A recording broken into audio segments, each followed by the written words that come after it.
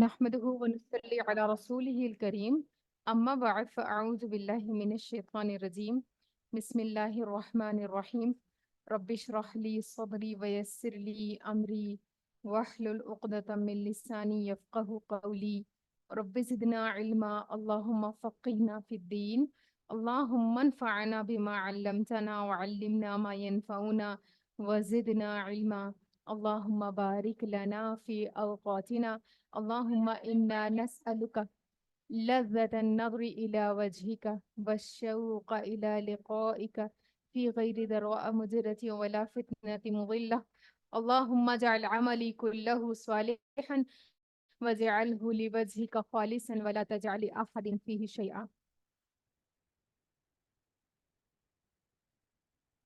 18واں پارہ سورۃ النور آیت نمبر 21 سے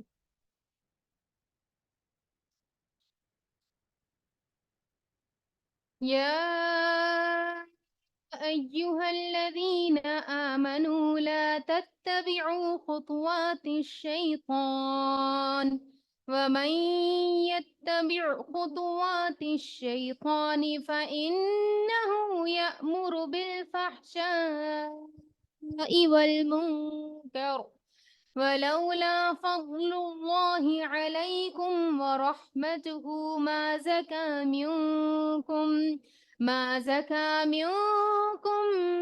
من أحد أبدا ولكن الله يزكي من يشاء والله سميع عليم ولا يأتلي أولو الفضل منكم والسعة أن يؤتوا أولي القربى والمساكين والمهاجرين في سبيل الله وليعفوا وليصفحوا ألا تحبون أن يغفر الله لكم والله غفور رحيم إن الذين يرمون المحصنات الغافلات المؤمنات لعنوا في الدنيا والآخرة ولهم عذاب عظيم يوم تشهد عليهم ألسنتهم وأيديهم وأرجلهم بما كانوا يعملون يومئذ يوفيهم الله دينهم الحق ويعلمون أن الله هو الحق المبين الخبيثات للخبيثين والخبيثون للخبيثات والطيبات للطيبين والطيبون للطيبات أولئك مبرؤون مما يقولون لهم مغفرة ورزق کریم. شروع کرتی ہوں اللہ کے نام سے جو نہایت مہربان بے حد رحم فرمانے والا ہے. اے لوگو جو ایمان لائے ہو شیطان کے نقش قدم کی پیروی نہ کرو، یعنی اس کے نقش قدم پر نہ چلو، یعنی جیسے وہ حکم دیتا ہے جیسے اس کے عمل ہے اس طریقے کا عمل نہ کرو. اس کی پیروی کوئی کرے گا تو وہ اسے فحش اور بدی ہی کا حکم دے گا. اگر اللہ کا فضل اور رحم و کرم تم پر نہ ہوتا تو تم میں سے کوئی شخص پاک نہ ہو سکتا، مگر اللہ ہی جسے چاہتا ہے پاک کر دیتا ہے، اور اللہ سننے والا اور جاننے والا ہے. اس لیے ہمیں کچھ بھی کر کے اللہ سبحانہ و تعالیٰ کو راضی کرنے کی کوشش کرنی ہے، اور شیطان کے طریقے پر، خاص طور پہ شیطان کے کون سے عمل ہے، شیطان کیا کرتا ہے، شیطان کن چیزوں سے خوش ہوتا ہے، ان چیزوں کو جاننا اور ان سے بچنا بھی بہت ضروری ہے. وَلَا يَأْتِلِ أُولُو الْفَضْلِ مِنْكُمْ وَالسَّعَةِ أَنْ يُؤْتُوا أُولِي الْقُرْبَى وَالْمَسَاكِينَ وَالْمُهَاجِرِينَ فِي سَبِيلِ اللَّهِ وَلْيَعْفُوا وَلْيَصْفَحُوا أَلَا تُحِبُّونَ أَنْ يَغْفِرَ اللَّهُ لَكُمْ وَاللَّهُ غَفُورٌ رَحِيمٌ. تم میں سے جو لوگ صاحب فضل اور صاحب مغفرت ہیں، یعنی جن کو اللہ رب العالمین نے مال دولت دیا ہے، وہ کیا کریں؟ وہ اس بات کی قسم نہ کھا بیٹھیں کہ اپنے رشتہ دار، مسکین اور مہاجرین فی سبیل اللہ لوگوں کی مدد نہ کریں گے، انہیں معاف کر دینا چاہیے اور درگزر کرنا چاہیے۔ کیا تم نہیں چاہتے کہ اللہ تمہیں معاف کرے؟ اور اللہ کی صفت یہ ہے کہ وہ غفور اور رحیم ہے۔ مخلص مومنوں میں سے کچھ مومنین ایسے بھی تھے جنہوں نے اما عائشہ رضی اللہ تعالی عنہ پر جو الزام لگا تھا اس میں وہ بھی شامل ہو گئے تھے، کیونکہ پروپیگنڈا اتنا بڑا تھا، پلاننگ اور پلاٹنگ ہی منافقین نے اس طریقے سے کی تھی۔ تو ایک جو ہے حضرت ابو بکر رضی اللہ عنہ کے رشتہ دار بھی، جن کا نام مصطح بن اساسہ تھا، وہ بھی اس کے اندر شریک ہو گئے تھے۔ جب حضرت ابو بکر کو یہ بات پتہ چلی، سیدنا ابو بکر نے کہا کہ کیونکہ ان کے گھر کا خرچ جو ہے وہ یہ چلایا کرتے تھے، ان کو وظیفہ دیتے تھے، کیونکہ وہ غریب رشتہ دار تھے حضرت ابو بکر کے۔ تو جب سیدنا ابو بکر کو یہ بات پتہ چلی کہ مصطح بھی ان لوگوں میں سے ہے، مصطح بھی ان میں شامل ہے جنہوں نے اما عائشہ پر الزام لگایا ہے، تو آپ کو بہت غصہ آیا اور آپ نے فوراً قسم کھا لی کہ آئندہ سے میں کوئی بھی چیز نہیں دوں گا، نہ میں ان کو وظیفہ دوں گا، نہ میں ان کی کوئی مدد کروں گا۔ obvious سی بات ہے، اگر ایک انسان کو یہ پتہ چلے کہ میں اس کے ساتھ اتنی خیر خواہی کر رہا ہوں اور وہ میرے ہی خلاف میری ہی جڑیں کاٹنے پر تل رہا ہے، تو ایسے میں کوئی بھی شخص جو ہے اس بات کو پسند نہیں کرے گا کہ وہ مزید اس کے ساتھ کوئی تعلق رکھے۔ تو یہاں پر اللہ تعالیٰ کو یہ بات پسند نہیں آئی، کیونکہ اللہ رب العالمین چاہتا ہے انسان سے کہ وہ لوگوں کو درگزر کے ساتھ ان کے ساتھ میں بنائے رکھے۔ کیوں؟ کیونکہ ہر انسان میں کمی ہوتی ہے، ہر انسان جانے انجانے میں اس سے غلطیاں ہو جاتی ہے۔ اگر کوئی اپنی غلطی کا اعتراف کر لے، اگر کوئی اپنی اصلاح کر لے، تو انسان کو پھر اس کے ساتھ معاملہ درست کر لینا چاہیے۔ اور اگر ایسے میں جیسے کہ اگر کوئی انسان غلطی پر ہوتا ہے، کسی سے اگر کوئی انسان کو تکلیف پہنچتی ہے اور اگر اس سے انسان رشتہ ہی کاٹ لے، اس سے انسان اٹھنا بیٹھنا اس کے ساتھ جو ہے تعلق ہی توڑ لے، تو پھر ایسے میں اس انسان کی اصلاح کیسے ہو سکتی ہے؟ کون کرے گا اس کی اصلاح؟ تو ایسے میں فریضہ بھی بنتا ہے ان لوگوں کا جو دعوت حق کی تعلیم دیتے ہیں یا جو دین کے راستے پر ہیں، تو ایسے لوگ جو ان کے ساتھ کبھی زیادتی بھی کر جائیں، ان کے ساتھ پھر تعلقات نہ کاٹیں۔ کیوں؟ کیونکہ اس سے ہم مزید ان کو دلدل میں پھینک دیتے ہیں ایک طریقے سے، کہ جس برائی میں ابھی وہ ملوث ہے اسی میں پھر آگے بڑھتے جائیں۔ تو اگر ہم نے ان کو باہر کھینچ کے نکالنا ہے تو کسی کو تو اس چیز کو برداشت کرنا پڑے گا۔ تو ایسے میں یہاں پر اللہ رب العالمین نے سیدنا ابو بکر کو یہ بات بتائی کہ نہیں، آپ نہیں چاہتے کہ اللہ تعالیٰ آپ کو معاف کرے، اللہ تعالیٰ آپ کے گناہوں سے درگزر کرے، تو پھر آپ بھی ان کو معاف کر دیجئے، آپ بھی ان کے گناہ سے درگزر کیجئے۔ اور اللہ کی صفت یہ ہے کہ وہ غفور اور رحیم ہے۔ تو اللہ تعالیٰ اس بات کو پسند کرتا ہے کہ انسان بندہ بھی دوسرے بندے کی غلطیوں کو درگزر کرے، معاف کرے۔ کتنی بڑی بات تھی کہ ایک شخص نے جو ہے کسی کی بیٹی پر جن لوگوں نے الزام لگایا تھا اس الزام پہ وہ بھی ساتھ ہو گیا، حالانکہ رشتہ دار میں سے تھے، لیکن اس کے باوجود بھی اللہ رب العالمین نے کیا حکم دیا کہ ایسے میں پھر بھی رشتے نہ کاٹو بلکہ ان کے ساتھ بنائے رکھو۔ تو ایسے میں اللہ تعالیٰ ہمیں مطلب اللہ رب العالمین نے دین اسلام میں جو رشتے ہیں ان کی کس قدر اہمیت بتاتا ہے۔ یہ آیت ہمیں یہ بتاتی ہے کہ ہمارے جو رشتہ دار ہیں ان کے ساتھ میں صلہ رحمی کرنا ہمارے لیے کتنا زیادہ ضروری ہے۔ ان الذین یرمون المحصنات الغافلات المؤمنات۔ اب بات آ رہی ہے وہ لوگوں کی جو اس عمل میں ملوث ہوتے ہیں، کیا کرتے ہیں؟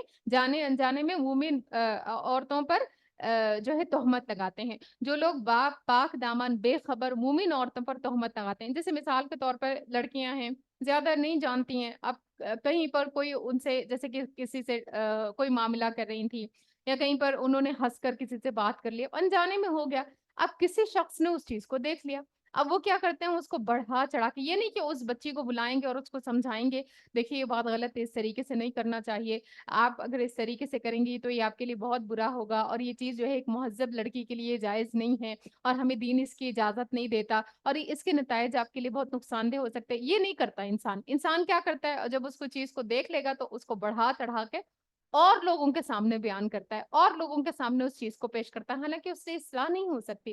تو اللہ تعالیٰ اس چیز سے روکتے ہیں کہ کسی مومن عورت پر، کسی بے خبر عورت پر، کسی غافل عورت پر تم تہمت نہ لگانا۔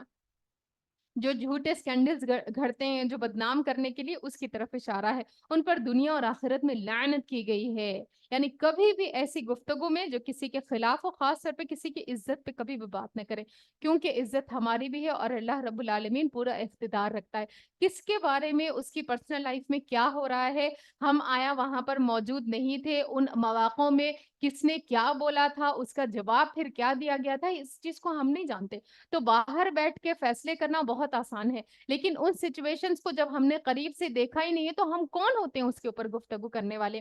تو اسی لیے کسی کی بھی پرسنل لائف پر کبھی بھی کوئی ججمنٹ پاس نہیں کرنا چاہیے، الا یہ کہ وہ آپ کے ساتھ میں ہوا اور آپ کے اوپر ظلم ہوا تو اللہ تعالیٰ نے آپ کو اجازت دی ہے۔ اسی لیے 6ویں پارے میں ہم نے پڑھا ہے نا، لا یحب اللہ الجہر بالسوء من القول الا من ظلم۔ جس کے اوپر ظلم ہوا ہے وہ تو بول سکتا ہے، جس کے ساتھ میں کوئی معاملہ ہوا ہے وہ تو بیان کر سکتا ہے، وہ بھی ان کے سامنے بیان کر، ہر ایرے غیرے کے سامنے نہیں کہ میرے ساتھ میں یہ ہوا ہے۔ اب ہر آنے جانے والے کو اس سے کیا ہوگا؟ اس سے کچھ نہیں ہوگا، اس سے بدمزاجی پھیلے گی، بد امنی پھیلے گی۔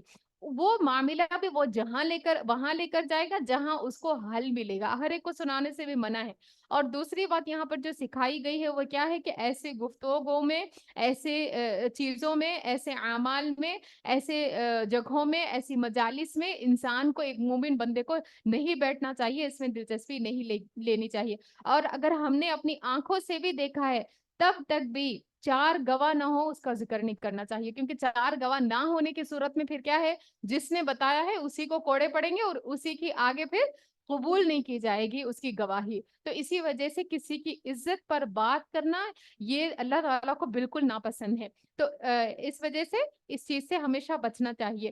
وہ اس دن کو بھول نہ جائیں جبکہ ان کی اپنی زبانیں اور ہاتھ پاؤں ان کے کرتوتوں کی گواہی دیں گے۔ یعنی تم بھی تو یاد کرو کہ تمہارے ہاتھوں نے، تمہارے پاؤں نے کتنے کام کیے ہیں، کیا سب کو وہ معلوم ہے؟ نہیں معلوم ہے، تمہارے نامہ اعمال میں لیکن درج ہے۔ اب ان چیزوں کا بھی حساب تم سے لیا جائے گا، الا یہ کہ اگر کوئی عورت ایسی ہے جو ہے ہی پروسٹیٹیوٹ، جس کا مطلب جو مشہوری ہے اور جو ظاہر میں بھی کوئی اس طریقے سے شرم و حیا کا لحاظ نہیں رکھتی، پھر تو اس کے بارے میں اگر کوئی بات ہو رہی ہے تو پھر وہ تو ٹھیک ہے۔ کوئی ایسی ہے جو خاتون ہے ہی ناچنے والی، اب اس کے بارے میں اگر اس کو کہا جائے کہ یہ ناچنے والی خاتون ہے تو پھر تو اس میں کوئی مذائقہ نہیں ہے، اس پہ بھی ہمیں کیا مطلب ہے کہ کوئی کیا بھی کرے۔ لیکن ویسے میں جو کہ ایک ظاہر میں ایک عورت اگر برائی کر رہی ہے اور وہ ہے ہی ویسی اور وہ اس چیز میں شرماتی بھی نہیں ہے، تو پھر اگر اس چیز کے بارے میں پبلک ڈسکشن ہو رہی ہے تو پھر تو وہ بات الگ ہے۔ لیکن یہ بات کہ کسی خاتون کے اوپر جو پردے دار ہے یا گھروں میں رہنے والی ہے یا کالج گوئنگ ہے، اب اس کے اوپر جسٹ بیکاز کہ وہ پڑھ رہی ہیں، وہ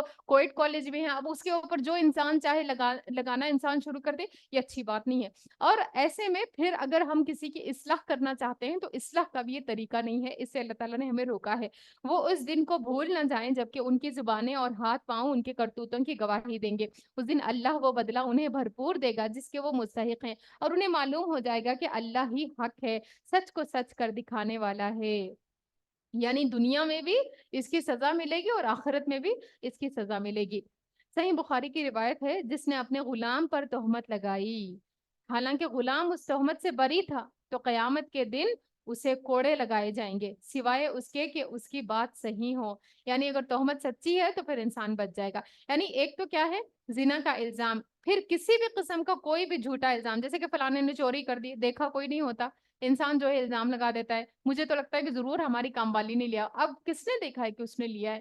اس طریقے کے الزامات لگانا یہ پھر انسان کے لیے عذاب کا باعث بنے گا کل قیامت کے دن، پکڑ ہوگی ان باتوں پہ۔ ایسے نہیں کہ انسان ہاں اگر آپ نے دیکھا ہے، آپ کے پاس کوئی ثبوت ہے، آپ کے پاس پروف ہے، اور آپ اس چیز کو پھر اس انسان کے پاس لے کر جائیں گے جہاں پر آپ کا مسئلہ ہوگا، پھر تو کوئی بات بنتی ہے، شریعت اس کی اجازت دیتی ہے۔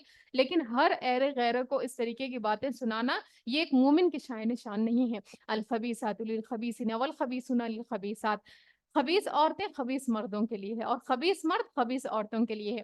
اس کا کیا مطلب ہے؟ بہت سارے لوگ نا اس آیت کو لگاتے ہیں، اپنے اسٹیٹس پہ بھی لگاتے ہیں، ہر جگہ پہ اس کو کوٹ کرتے ہیں، کیا کہ برے مرد کے لیے بری عورت ہے، اس کو اس جیسی ہی ملے گی، اس کو اس جیسا ہی ملے گا۔ اس آیت کا یہ مطلب ہرگز بھی نہیں ہے۔ اس آیت کا مطلب کیا ہے کہ خبیث جو عورت ہوتی ہے اس کو خبیث مرد ہی پسند آتا ہے، اور خبیث مرد کو اپنے جیسی خبیث عورت ہی پسند آتی ہے۔ جیسے کہ ایک مرد اگر دیکھیے کہ وہ نمازی نہیں ہے، اس کا کوئی دین سے تعلق نہیں ہے، وہ اپنی زندگی اپنے اسٹائل سے جی رہا ہے، اب اس کو کیا ایک دیندار خاتون جو ہر وقت اس کو نماز کی طرف بلائے، اس کو قرآن پڑھنے کی دعوت دے، اس کو دین سمجھنے کی دعوت دے، وہ اس کو اور لغو سے اس کو روکے کہ یہ کام مت کریے، حرام کمائی سے اس کو روکے، تو وہ اچھی لگے گی؟ اس کو وہ کبھی بھی اچھی نہیں لگے گی، اس کو تو روکنا ٹوکنا زہر لگے گا، ہے نا؟ تو یہاں پہ اس چیز کی طرف اشارہ ہے۔ اور ایک ایسا مرد ہے جو کہ دیندار ہے، بہت نماز روزے کے پابند ہے، حیا دار ہے، تو وہ بھی پھر ایک خاتون کو کیا چاہیں گے وہ بھی انہی جیسے چاہیں گے کہ وہ بھی پردے کا اپنا خیال رکھے، حیا کا خیال رکھے، نمازوں کی پابندی کرے، بچوں کی اچھی تربیت کرے، تو ان ساری چیزوں کو۔ لیکن ایک عورت جو کہ خبیث ہو، اب اس کو ایسے شوہر کی باتیں کہاں بھائیں گی؟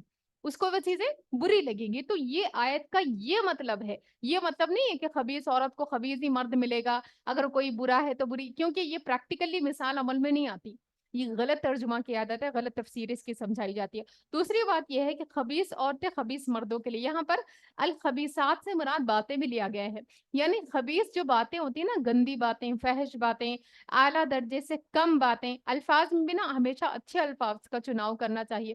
ایک مومن جو ہوتا ہے وہ کبھی بھی کم تر الفاظوں کا استعمال نہیں کرتا، کم تر ایک ہوتا ہے اسٹینڈرڈ اچھا الفاظ، اور ایک ہوتا ہے کم مہذب الفاظ، تو جب بھی استعمال کریں کوشش کریں کہ بہترین الفاظ میں بات کریں۔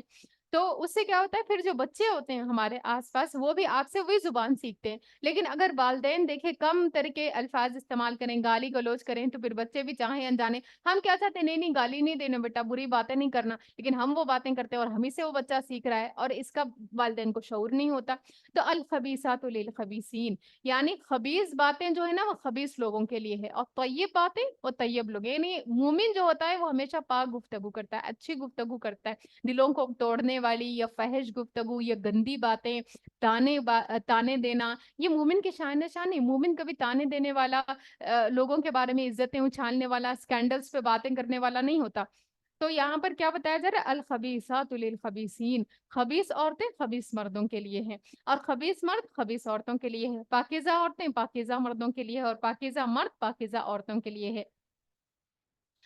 اور اگر اس کے خلاف ورزی کوئی کرتا ہے، مثال کے طور پر وہ ہے تو پاک دامن مرد، لیکن وہ اپنے لیے خبیث پسند کر رہا ہے، تو پھر اس کی اپنی مرضی ہے۔ ان کا دامن پاک ہے ان باتوں سے جو بنانے والے بناتے ہیں، ان کے لیے مغفرت اور رزق کریم ہے۔ یا ایھا الذین آمنوا لا تدخلوا بیوتا غیر بیوتکم، اب یہاں پر ایک بہت ہی پیارا اصول دیا جا رہا ہے، کیا؟ اے لوگوں جو ایمان لائے ہو، اپنے گھروں کے سوا دوسرے گھروں میں داخل نہ ہوا کرو۔ کب تک داخل نہ ہوا کرو؟ حتی تستأنسوا وتسلموا علی اہلہا، جب تک کہ گھر والوں کی رضا نہ لے لو، یعنی جب تک اجازت نہ لے لو، مہمان بن کر جاؤ تو میزبان جب تک اجازت نہ دے دے ان کے گھروں میں داخل۔ بعض لوگ کیا کرتے ہیں، مہمان خود ہی بن کے آ جاتے ہیں اور اندر دھمک جاتے ہیں۔ یہ کس وجہ سے ہوتا ہے؟ کیونکہ ہم نے آداب پڑھے ہی نہیں ہے، آپ گھروں کی پرائیویسی خراب کرتے ہیں، جب وہ لوگ کوئی اور کام میں مصروف ہوں، کوئی گھر کی اور بات ہو، کیونکہ ہر گھر ایک پرائیویسی ڈیمانڈ کرتا ہے۔ تو ہم کون ہوتے ہیں، ہم کیا پسند کرتے ہیں کہ ہمارے گھروں میں اس طریقے سے آیا جائے جایا جائے، جس طریقے سے ہم جاتے ہیں ہم تو بالکل نہیں پسند کرتے۔ تو ہمیں بھی یہ سوچنا چاہیے کہ جب ہم پسند نہیں کرتے تو ہمارا آنا اس طریقے سے اچانک غیر لوگ کیسے پسند کریں گے۔ تو ہمیں جب اپنے لیے ایک چیز پسند نہیں آتی تو ہمیں دوسروں کے لیے بھی وہ چیز اس طریقے کی اذیت نہیں دینا چاہیے۔ اور گھر والوں پر سلام نہ بھیج لو، یہ طریقہ، اور کیسے داخل ہونا ہے گھر میں؟ سلام کر کے داخل ہونا ہے، تاکہ آنے والوں کو پتہ چل جائے کہ کوئی، اس سے کیا ہوتا ہے، اس سے آنے والے کی بھی عزت بڑھتی ہے اور گھر والے بھی آپ کو پھر تعظیم اس طریقے سے دیتے ہیں۔ لیکن اگر سوچ لیجئے گھر والے اپنے ہی کام میں مصروف ہے اور آپ نے بغیر اجازت اس وقت وہیں پہ دھمک گئے، تو یا وہ اپنا کام کو دیکھیں یا آپ کو اٹینڈ کریں، ہے نا؟ تو انسان اگر اجازت لے کر جاتا ہے تو پھر وہ جلدی سے اپنا کام نپٹائیں گے، اور آپ جس کے لیے، لیکن ہم کیوں جاتے ہیں گھروں میں؟ ہم اپنے کام سے نہیں جاتے بلکہ ہم راز ٹٹولنے کے لیے جاتے ہیں، جیسے کہ ہمارے گھر کا کوئی راز ہی نہیں ہے نا؟ ہم لوگوں کے گھروں میں اس لیے جاتے ہیں کہ ہم ان کے گھروں کی خامیوں کو ڈھونڈے، جیسے کہ ہمارے گھر میں کوئی خامی ہے ہی نہیں۔ تو اس میں انسان کو سوچنا چاہیے کہ ہم لوگوں کے بارے میں کیوں ہمیشہ اس چیز کو چاہتے ہیں جو کہ ہم اپنے بارے میں۔ ایک مومن ایسا نہیں ہوتا، مومن اپنے بھائی کے لیے وہی چاہتا ہے جو اپنے لیے چاہتا ہے۔ اگر میں ایسا کرتی ہوں تو پھر میرے ایمان کو میں کس طریقے سے دعویٰ کر سکتی ہوں کہ میں ایمان والی ہوں؟ کیونکہ ایمان والا تو ایسا نہیں ہوتا۔ نبی صلی اللہ علیہ وسلم نے کیا فرمایا، مومن کیسا ہوتا ہے؟ جو اپنے بھائی کے لیے وہی چاہتا ہے، جو اپنے جیسے انسان کے لیے وہی چاہتا ہے جو اپنے لیے چاہتا ہے۔ تو ہم اپنے لیے تو ایک الگ اصول چاہتے ہیں، لوگوں کے لیے ایک الگ اصول چاہتے ہیں، تو یہ مومن کی شان نہیں ہے۔ تو کیا سکھایا جا رہا ہے کہ جب اپنے گھر کے علاوہ دوسرے گھروں میں داخل ہو تو جب تک ان گھر والوں کی رضا نہ لے لو گھر میں داخل نہ ہو، اور گھر والوں پر سلام بھیج لو، یہ طریقہ تمہارے لیے بہتر ہے، توقع ہے کہ تم اس کا خیال رکھو گے۔ پھر اگر وہاں کسی کو نہ پاؤ، یعنی گھر میں کوئی بھی ہے ہی نہیں، آپ کے سلام کا کسی نے جواب ہی نہیں دیا، تو داخل نہ ہو جب تک کہ تم کو اجازت نہ دے دی جائے۔ اور اگر تم سے کہا جائے کہ واپس چلے جاؤ، بعض دفعہ ہم لوگ جاتے ہیں نا اور کوئی گھر میں سے آواز دیتا ہے نہیں نہیں جن کے لیے آپ آئے ہوئے ہیں وہ گھر میں نہیں ہیں، آپ چلے جائیے، تو انسان اتنا برا مناتا ہے اتنا، پھر میں آئندہ سے ان کے گھر جاؤں گی ہی نہیں، ہے نا، انہوں نے کیسے مجھے دروازے سے لوٹا دیا، یہ مجھے کیا سمجھتے ہیں آخر، تو انسان کیا کرتا ہے کہ میں آئندہ جاؤں گی ہی نہیں۔ تو ایسے ہی لوگوں کو یہ آیت جو ہے خطاب کر کے کیا کہتی ہے کہ اگر تم سے کہا جائے کہ واپس چلے جاؤ تو واپس چلے جاؤ، برا نہ مناؤ اس چیز کا، اس چیز کو جو ہے ہوا نہ دو بہت زیادہ، کیونکہ آپ نے ان سے کوئی ٹائمنگ لے کے تو گئے نہیں تھے ان کے گھر کے وہ آپ کو اٹینڈ کریں ہی کریں، آپ اچانک سے دھمک گئے تھے، اب ہو سکتا ہے کہ ان کو کوئی اور کام ہو، کسی اور کو انہوں نے کمٹمنٹ دی ہوئی ہو، اب ایسے میں آپ کو برا نہیں ماننا چاہیے۔ ہاں، ایک بات یہ ہے کہ انسان پہلے سے بتاتا ہے، پہلے سے اطلاع دیتا ہے، اس کے باوجود بھی اگر کوئی نہیں ملتا تو پھر تو جواز بنتا ہے اس کا کہ وہ دل میں اس چیز کو تھوڑا سا برا لگتا ہے انسان کو کہ میں بتا کے آئی تھی، میں نے فون کال بھی کیا تھا، میں نے وقت بھی لیا تھا، لیکن اس کے باوجود بھی انہوں نے کمٹمنٹ کر کے یہ پیچھے رہ گئے، پیچھے ہٹ گئے۔ لیکن ایک تو یہ ہے کہ انسان کیا ہے اچانک سے چلا جائے، تو ویسے میں پھر اگر وہ سامنے والا ملنے سے انکار کر دے اور واپس لوٹا دے تو پھر واپس لوٹ جانا چاہیے، یہ تمہارے لیے زیادہ پاکیزہ طریقہ ہے۔ اللہ تعالیٰ کیا کہتے ہیں، یہ پاکیزہ طریقہ ہے، زیادہ مہذب طریقہ ہے، اور جو کچھ تم کرتے ہو اللہ اسے خوب جانتا ہے۔ تو اگر ہم ایسا کریں تو اس سے کتنا اچھا ہو جائے گا نا، ہمارے گھروں کا ماحول، اسلامی معاشرہ کتنا پرسکون ہو جائے گا، کوئی کسی سے کسی کے دل میں کوئی برا نہیں منائے گا، اور ہر کوئی آئے گا تو اجازت لے کے آئے گا، تو جب اجازت لے کر جائیں گے تو پھر ویلکم بھی کیا جائے گا، اچھے سے خیال بھی رکھا جائے گا، گھر میں دودھ نہیں ہوگا تو ایڈوانس میں منگایا جائے گا کہ فلانے ہم سے ملنے آنے والے ہیں، لیکن ہم ایسے ٹائم پہ پہنچ جائیں جب گھر میں کچھ ہو ہی نہ، اور پھر کیا شکایتیں کرتے ہیں، ہم گئے تھے لیکن ہمیں چائے نہیں ملا، آپ اس ٹائم گئے تھے بغیر اطلاع کے ہوئے جب ان کے گھر میں دودھ ہی نہیں تھا، تو قصور کس کا ہے؟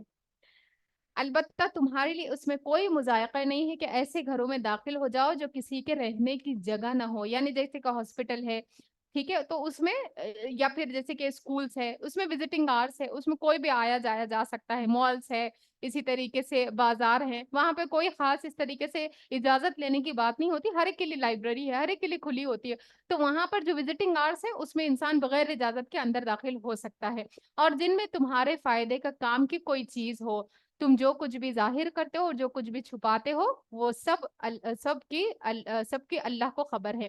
ایک بات یہاں پر بھی یاد رکھنا چاہیے، جیسے کہ بعض جگہ پر کیا ہوتا ہے کہ وزٹنگ آورس لکھے ہوئے ہوتے ہیں یا وزٹنگ آورس دیے ہوتے ہیں، جیسے کوئی ڈاکٹرس ہیں وہ اپوائنٹمنٹ لے کے ہی آپ سے جو ہے آپ کو ملتے ہیں، تو پھر ایسے میں پھر ہمیں کیا کرنا چاہیے، یہ نہیں کہ اب یہ دواخانہ ہے، اب قرآن میں لکھا ہوا ہے آپ کبھی بھی جا سکتے ہیں بغیر اجازت لیے، اور جب چاہے دل چاہے انسان چلا جائے اور وہاں پر جا کے بوریا بستر لے کر بیٹھ جائے اور بولے کہ اب میں آ تو گئی ہوں، اب کسی طریقے سے مجھے دیکھ لیجئے، تو یہ بات نہیں ہے۔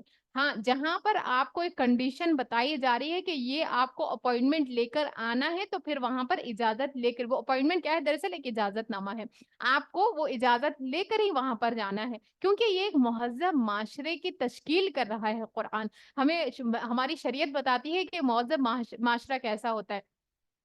قل للمؤمنین یغضوا من ابصارهم ویحفظوا فروجهم، اب بات آ رہی ہے مومن عورتوں اور مردوں کی طرف، اے نبی صلی اللہ علیہ وسلم مومن مردوں سے کہو کہ اپنی نظریں بچا کر رکھیں، یعنی اگر ایسے جگہوں پر جانا بھی پڑے، کسی کے گھر میں بھی جانا پڑے وزٹنگ کے لیے یا مال میں یا پھر جہاں پر بھی اس کی کوئی ضرورت کا کام ہو، تو وہاں پر یہ نہیں کہ ہر ایک کو پھر دیکھتے ہوئے پھرے، بلکہ کیا ہے اپنے مومن مردوں سے کہو کہ اپنی نظریں بچا کر رکھیں، یعنی جھکا کر رکھیں، گھور گھور کر نہ دیکھیں خواتین کو اور دوسروں کو، اور اپنی شرمگاہوں کی حفاظت کریں، یہ ان کے لیے زیادہ پاکیزہ ہے۔ ان اللہ خیر بما یصنعون، جو کچھ وہ کرتے ہیں اللہ اس سے باخبر ہے، اللہ اس سے باخبر رہتا ہے، تو اللہ دیکھتا ہے، یعنی اللہ تعالیٰ دیکھتے ہیں، اس کا مطلب یہ ہے کہ اللہ تعالیٰ پھر پوچھیں گے بھی، قیامت کے دن ہم سے سوال بھی ہوگا۔ نبی صلی اللہ علیہ وسلم نے فرمایا 3 طرح کی آنکھیں قیامت کے دن جہنم کی آگ کو نہ دیکھیں گی، 3 آنکھیں جہنم کی آگ کو نہ دیکھیں گی، پہلی وہ آنکھ جو اللہ سے ڈر کر رو پڑی،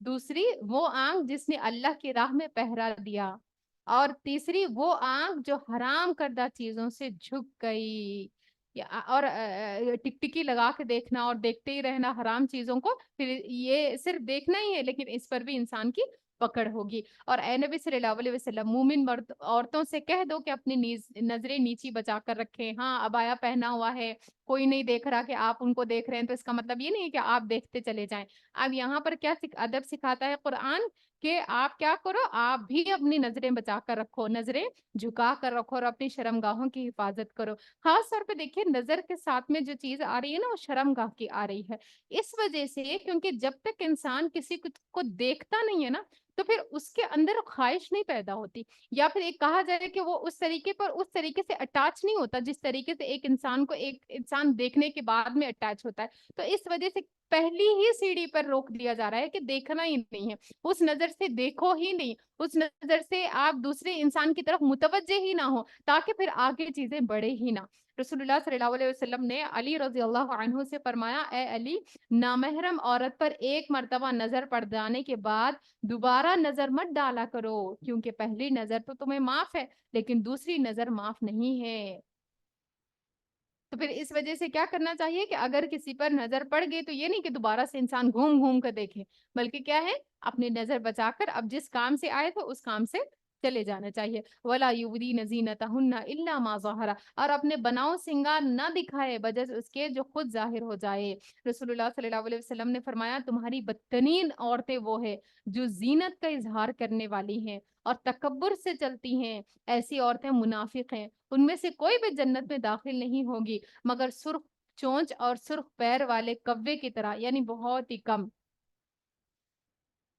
تو اس سے کیا پتا چلتا ہے کہ ہمیں کیا کرنا چاہیے، اپنے بناؤ سنگھار کو اپنے گھروں ہی کے حد تک، اپنے خواتین کے حد تک ہی رکھنا چاہیے، ان کو کر کر کے بازاروں میں نہیں گھومنا چاہیے، لوگوں کو نہیں دکھانا چاہیے، یہ منع ہے خواتین کے لیے۔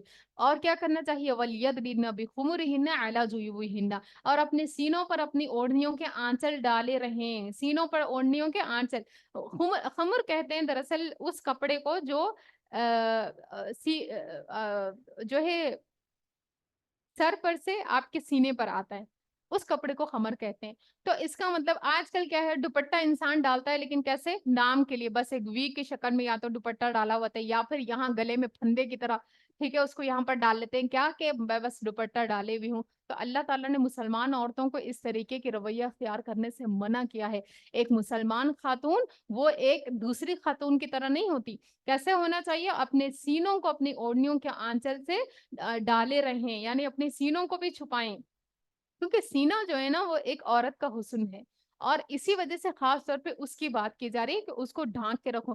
محرم مردوں کے سامنے بھی سینے کو ڈھانک کے رکھنا چاہیے۔ ہاں انسان کے لیے گھر میں تھوڑا سا مشکل ہوتا ہے ہر وقت جو ہے کام کرتے وقت، خاص طور پہ کچن میں کام کرتے وقت، تو ایسے میں گھر کے مردوں کو بھی یہ چیز جو ہے اگر بچپن سے ہی ہم سکھائیں، جیسے بیٹے تو ہمارے ہاتھوں میں پلتے ہیں نا، اگر ہم بچپن سے ہی ان کو سکھائیں کہ جب آپ آئیں تو اس طریقے سے مطلب انسان پہلے سے ان کے اندر حیا وہ ڈیولپ کرے، تو پھر کیا ہوتا ہے، وہ اسی چیز پر اسی طرز پر بڑے ہوتے ہیں۔ لیکن اگر ہم خود بچوں کے اندر وہ چیز پیدا نہیں کرتے ہیں، ان کے اندر حیا کے عنصر کو نہیں ابھارتے، تو پھر کیا ہوتا ہے، وہ بھی ان چیزوں کا خیال نہیں رکھتے۔ وَلَا يُبْدِينَ زِينَتَهُنَّ إِلَّا لِبُعُولَتِهِنَّ، وہ اپنی بناؤ سنگار نہ ظاہر کرے مگر کس کے سامنے، مگر ان لوگوں کے سامنے، شوہر، باپ، شوہروں کے باپ، یعنی سینے پر اوڑھنیاں وغیرہ تو سب کے سامنے، غیر مردوں کے سامنے تو ایک تو نکلنا ہی نہیں ہے۔ اب یہ جو بات کہی جا رہی ہے نا وہ گھر کے محرم مردوں کی بات ہے کہ ان کے سامنے کیسے رہنا، ان کے سامنے انسان اپنا سینہ ڈھاکے، اپنا سر ڈھاکے اور پھر ان کے سامنے رہے۔ اور دوسرا یہ ہے کہ زینت جو ہے، یعنی جیسے کہ بناؤ سنگار ہے، گلے میں کا زیور ہے، ٹھیک ہے، اس طریقے سے جو کانوں میں پہنا جاتا ہے زیور ہے، وہ کون دیکھ سکتا ہے خاتون کا، ہاتھ میں جیسے کوئی چوڑیاں وغیرہ ہے تو وہ کون دیکھ سکتے ہیں، اس کی بات بتائی جا رہی ہے کہ وہ اپنا بناؤ سنگار نہ ظاہر کرے مگر ان لوگوں کے سامنے، شوہر ہے، باپ ہے، شوہروں کے باپ ہے، اور سسر ہے، سسر محرم ہے۔ بہت لوگوں کو میں نے یہ بولتے ہوئے سنا ہے، بہت ہی عجیب جملہ لگا کہ ساس جو ہے وہ نامحرم ہے، ساس نامحرم نہیں ہے، ساس محرم ہے، اولین محرم ہے۔ اور یہ بات کہ ساس محرم کب تک ہے، قیامت تک کے لیے محرم ہے۔ سسر محرم کب تک ہے، قیامت تک کے لیے محرم ہے۔ آج محرم ہے اس کا مطلب یہ نہیں ہے، اگر سے وہ شوہر انتقال اس کا ہو جائے یا وہ لڑکی بیوی کا انتقال ہو جائے، تب بھی اس کے والدین، یا پھر جدائی ہو جائے، طلاق ہو جائے، تب بھی اس کے والدین کے سے کبھی بھی نکاح نہیں ہو سکتا۔ شوہر یعنی سسر اور پھر ساس، یہ دونوں ہی رشتے لڑکے کی طرف سے اور لڑکی کی طرف سے دونوں ہی رشتے اگر دونوں میاں بیوی کے تعلقات دونوں کے ہو چکے ہیں تو دونوں ہی رشتے دونوں سائڈ سے بھی محرم بن جاتے ہیں اور تا قیامت تک کے لیے محرم ہے. اب یہ رشتہ اگر ہے تو پھر تا قیامت کے، اگر جدائی ہو بھی جاتی ہے یا فوتگی ہو بھی جاتی ہے تب بھی ان لوگوں سے شادی نہیں ہو سکتی. تو یہ کانسیپٹ بالکل غلط کانسیپٹ ہے یہ کہہ جانا کہ سسر محرم نہیں ہے، بلکہ سسر اولین محرم میں سے ہے. وہ اپنا بناؤ سنگھار نہ کرے مگر ان لوگوں کے سامنے، شوہر ہے، باپ ہے، شوہروں کے باپ یعنی سسر، اپنے بیٹے، شوہروں کے بیٹے یعنی سوتیلے بیٹے، بھائی ہے، بھائیوں کے بیٹے یعنی بھتیجے، بہنوں کے بیٹے یعنی بھانجے، یہ سب بھی محرم ہیں.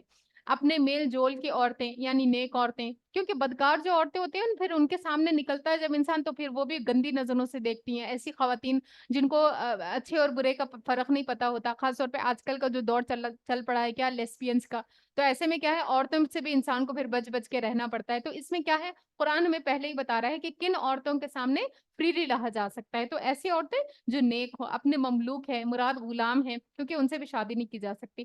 وہ زیر دست مرد جو کسی اور قسم کے غرض نہ رکھتے ہو، یعنی اس سے مراد نوجوان ڈرائیور وغیرہ نہیں ہے، بلکہ کیا ہے وہ مرد جو کہ غلام ہے، جو جن سے جیسے کہ شادی اب ان سے نہیں ہو سکتی، زنانہ مردانہ دونوں چیزیں مخلوط ہیں ان کے اندر، تو ایسے لوگ مراد ہے.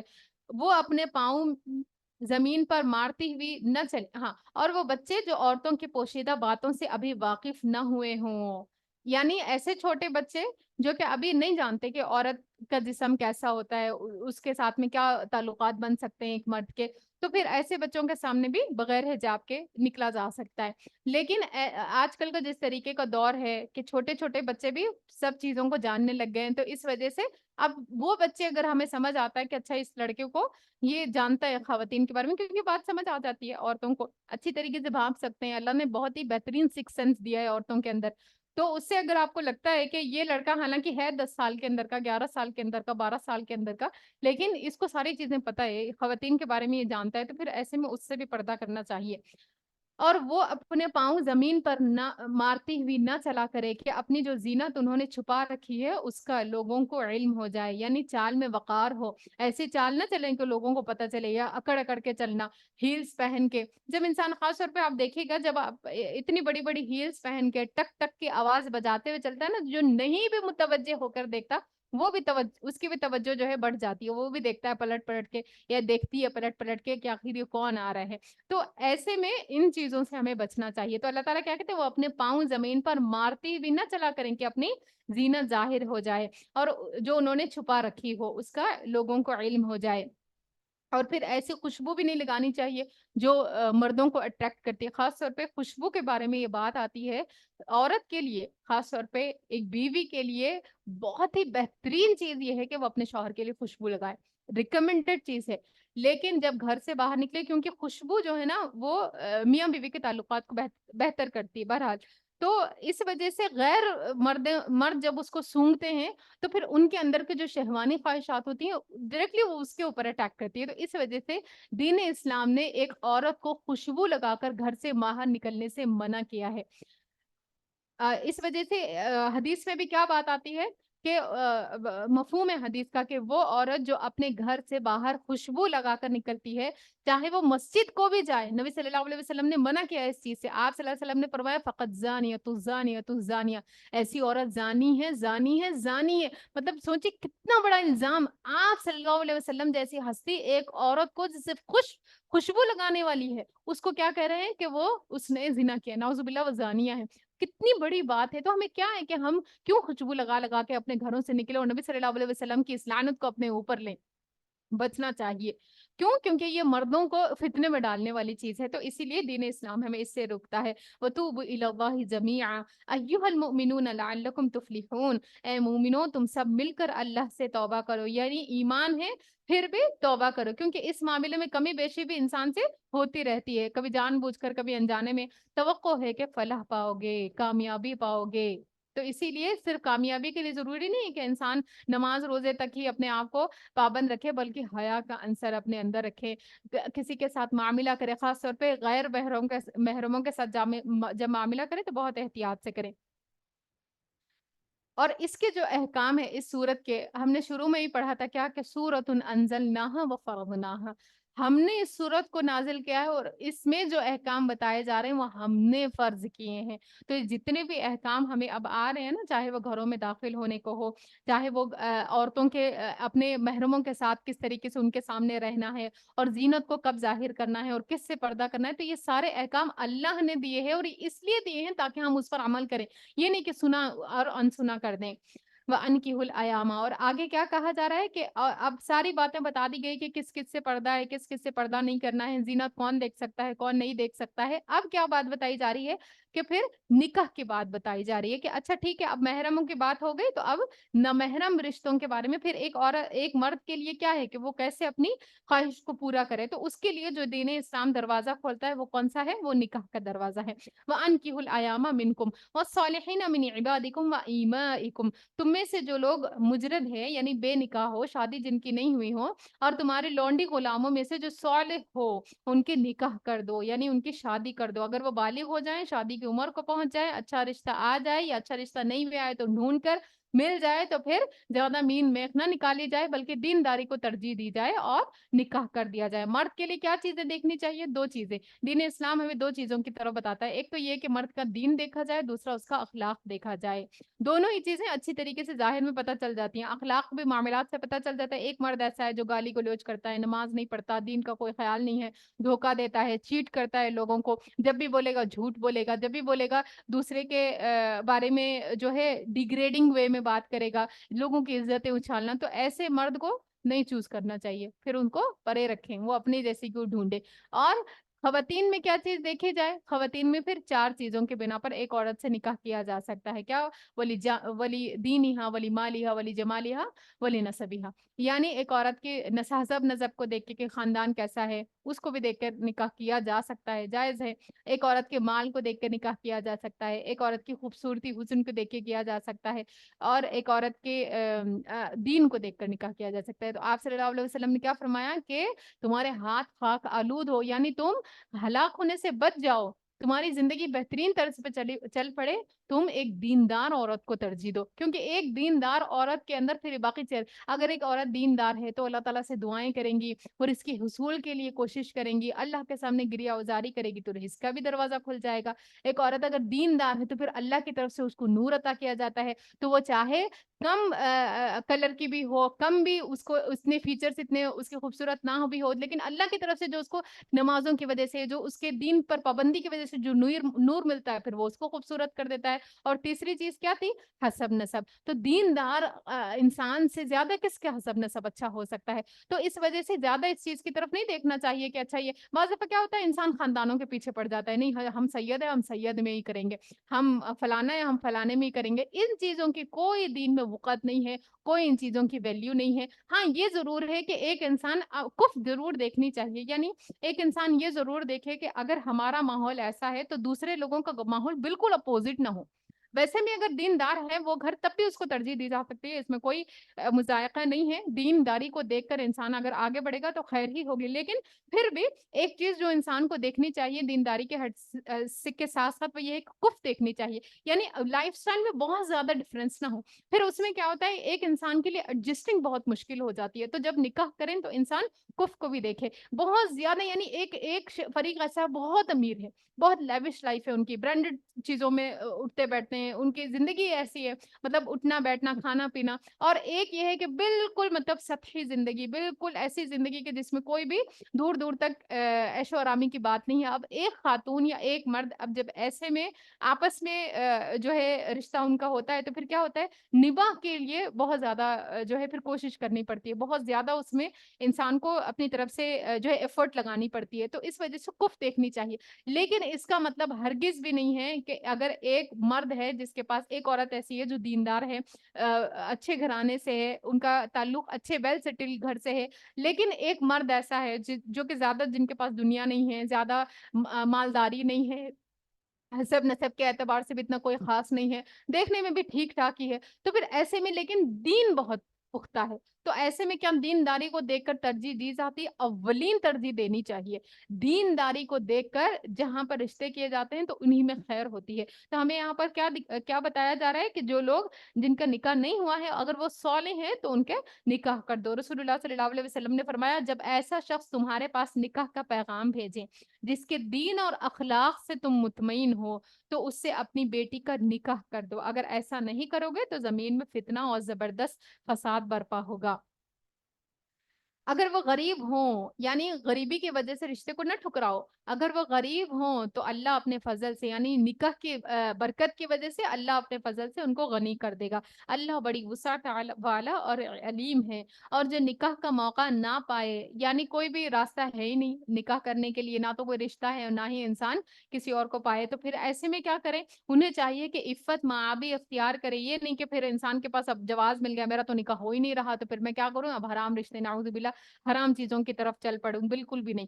تو غلط راستوں پر نکلنے کا تب بھی کوئی جواز انسان کے لیے پیدا نہیں ہوتا، تب بھی وہ اپنے آپ کو وہ روزے رکھے گا، اپنے آپ کی عزت کی اور عصمت کی حفاظت کرے گا۔ خاص طور پہ ایسے کنڈیشنز میں انسان کو پھر شادیوں میں نہیں گھومتے پھرنا چاہیے کہ حسرت میں مبتلا ہوتے رہے، اور پھر کیا ہے کہ جو اللہ رب العالمین نے ان کے لیے ایک وقت مقرر رکھا ہے اگر وہ نہیں آ رہا ہے، اور کوشش کرنے کے باوجود بھی اگر ایک مرد کا یا ایک عورت کا نکاح نہیں ہو رہا ہے، تو اس میں یہ ہے کہ پھر وہ اپنے آپ کو ان چیزوں سے باز رکھے، ایسی جگہوں پر جانا یا ایسے چیزوں میں اپنے آپ کو ملوث کر لینا جو اس کے اندر ایسی چیز کو پیدا کریں جس کی وجہ سے وہ غلط چیزوں کی طرف چلا جائے، یا پھر یہ ہے کہ اللہ سے بدگمان ہو گئے، ان چیزوں سے بھی اپنے آپ کو روکنا چاہیے، اور پھر اپنے آپ کو پروڈکٹیو چیزوں میں لگا لینا چاہیے۔ خاص طور پہ میں نے دیکھا ہے کہ ایک انسان جو ہے اپنا جب اپنی چیزوں اپنے آپ کو فوکس کر لیتا ہے نا، جیسے ایک خاتون ایسی ہے، دو خاتون سمجھ لیجیے مثال کے طور پہ، ایک خاتون ہے جن کو اولاد نہیں ہو رہی، اب اللہ تعالیٰ سے انسان لڑ کے اولاد تو نہیں لے سکتا، چڑھ جائیں آپ آسمان پہ بولیں اللہ تعالیٰ سے لڑیں مجھے چاہیے اولاد،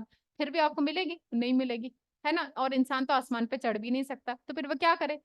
اس کے پاس کوئی حل ہی نہیں ہے، تو وہ یہ کرے کہ اللہ تعالیٰ سے دعائیں کریں، اگر کوئی علاج معالجہ ہے وہ بھی کرے ساتھ میں، اور پھر اپنے آپ کو پروڈکٹیو چیزوں میں لگائیں۔ میں نے ایسی کتنی خواتین کو دیکھا ہے جن لوگوں نے سبحان اللہ دین کی ایسی زبردست خدمت کی ہے، جب اللہ تعالیٰ نے ان کو ایسی آزمائشوں میں رکھا ہے، اور جب اللہ نے اولاد دینی تھی تو اولاد بھی آ گئی، اللہ رب العالمین نے اس عرصے کو بھی گزار دیا۔ لیکن اب بعض لوگ کیا ہوتے ہیں کہ اس میں اتنے مینٹلی ڈپریس ہو جاتے ہیں نا، صرف یہ سوچ کے کہ میرے پاس اولاد نہیں ہے، اولاد نہیں ہے، اولاد نہیں ہے، اور اگر 10 سال سپوز اگر اللہ نے 15 سال بعد اب آپ کی زندگی میں شادی کے بعد اولاد رکھی، اب آپ کیا کریں گے 15 سال؟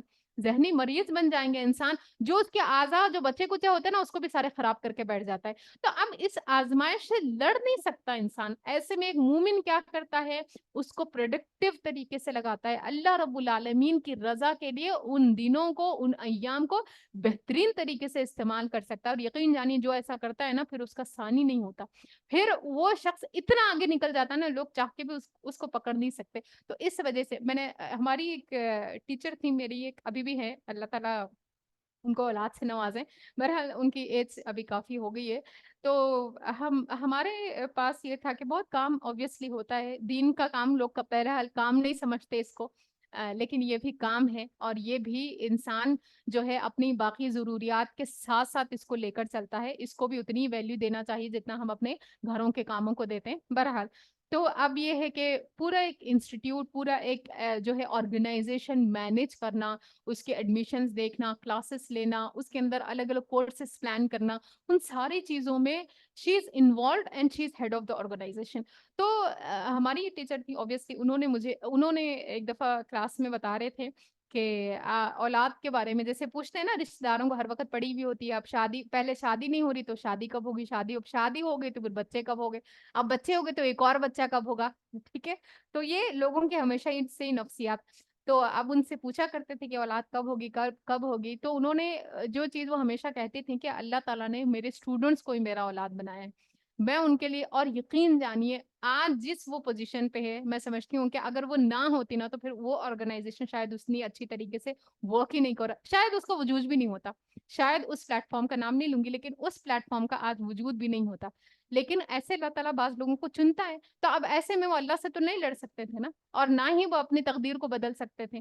دعائیں کرتے ہیں ضرور، انسان دعائیں کرتے ہیں، حج عمرہ پہ بھی جا کے کرتے ہیں، لیکن اگر ایک چیز اللہ آپ کو نہ دے تو آپ لڑ کے اس کو نہیں لے سکتے، تو خدا را ایسے میں پھر زندگیوں کو برباد نہ کریں۔ آپ دیکھیں کہ آپ کی زندگی کو پھر اللہ تعالیٰ نے اگر ایک چیز سے محروم رکھا ہے تو دوسری کون سی چیز ہے جس کے لیے آپ کو اللہ تعالیٰ نے آسانی کی ہے، آپ اس کو اویل کریں، اس میں آگے بڑھیں اور اپنی زندگی کو پھر لوگوں کے لیے فائدے مند بنائیں، مفید بنائیں۔ اور یہ کب انسان کے اندر ہوش آتا ہے؟ جب اس کی زندگی میں دین ہوتا ہے۔ اب جن کی زندگی میں دین نہیں ہوتا پھر وہ کیا ہے، ہر وقت خود بھی سوچیں گی، اعضا بھی خراب کر لیں گی، نسیں بھی خراب کر لیں گی، ڈپریشن میں بھی چلے جائیں گے اور اپنے آس پاس والے سب کو بھی بیمار کر دیں گے ساتھ ساتھ۔ تو اسی وجہ سے دین ہونا کتنا زیادہ ضروری ہے زندگی میں۔ تو اللہ تعالیٰ کیا کہتے ہیں، وہ جو نکاح کا موقع نہ پائیں انہیں چاہیے کہ عفت معابی اختیار کریں، یہاں تک کہ اللہ اپنے فضل سے ان کو غنی کر دیں۔ والذین یبتغون الکتاب مما ملکت ایمانکم فکاتبہم، تمہارے مملوکوں میں سے جو مکاتبت کی درخواست کرے ان سے مکاتبت کر لو، یعنی اگر کوئی غلام ایسا ہے جو کتابت کر کے رہا ہونا چاہے تو اس سے کر سکتے ہیں۔ اگر تمہیں معلوم ہو کہ ان کے اندر بھلائی ہے اور ان کو اس مال میں سے دو جو اللہ نے تمہیں دیا ہے، یعنی اگر وہ آزادی حاصل کرنا چاہیں ان کو اپنے مال میں سے دو، ان کی مدد کرو خواہ وہ تمہارے غلام ہو پھر بھی، اور اپنی لونڈیوں کو اپنے دنیاوی فائدوں کی خاطر قحبہ گری یعنی پروسٹیٹیوشن پر مجبور نہ کرو جبکہ وہ خود پاک دامن رہنا چاہتی ہو، یہ بھی حرام ہے، ممنوع ہے، پروسٹیٹیوٹ کی کمائی حرام ہے، اور جو کوئی ان کو مجبور کرے تو اس جبر کے بعد اللہ ان کے لیے غفور اور رحیم ہے۔ تو جو یہ بزنس چلائے گا اس کی بھی پھر اللہ کے پاس سخت پکڑ ہوگی۔ وَلَقَدْ أَنزَلْنَا إِلَيْكُمْ آيَاتٍ مُبَيِّنَاتٍ، ہم نے صاف صاف ہدایت دینے والی آیات تمہارے پاس بھیج دی ہیں، اور ان قوموں کو عبرتناک مثالیں بھی ہم تمہارے سامنے پیش کر چکے ہیں جو تم سے پہلے ہو گزری ہیں، اور وہ نصیحتیں ہم نے کر دی ہیں جو ڈرنے والوں کے لیے ہوتی ہیں، یعنی تقوی اختیار کریں۔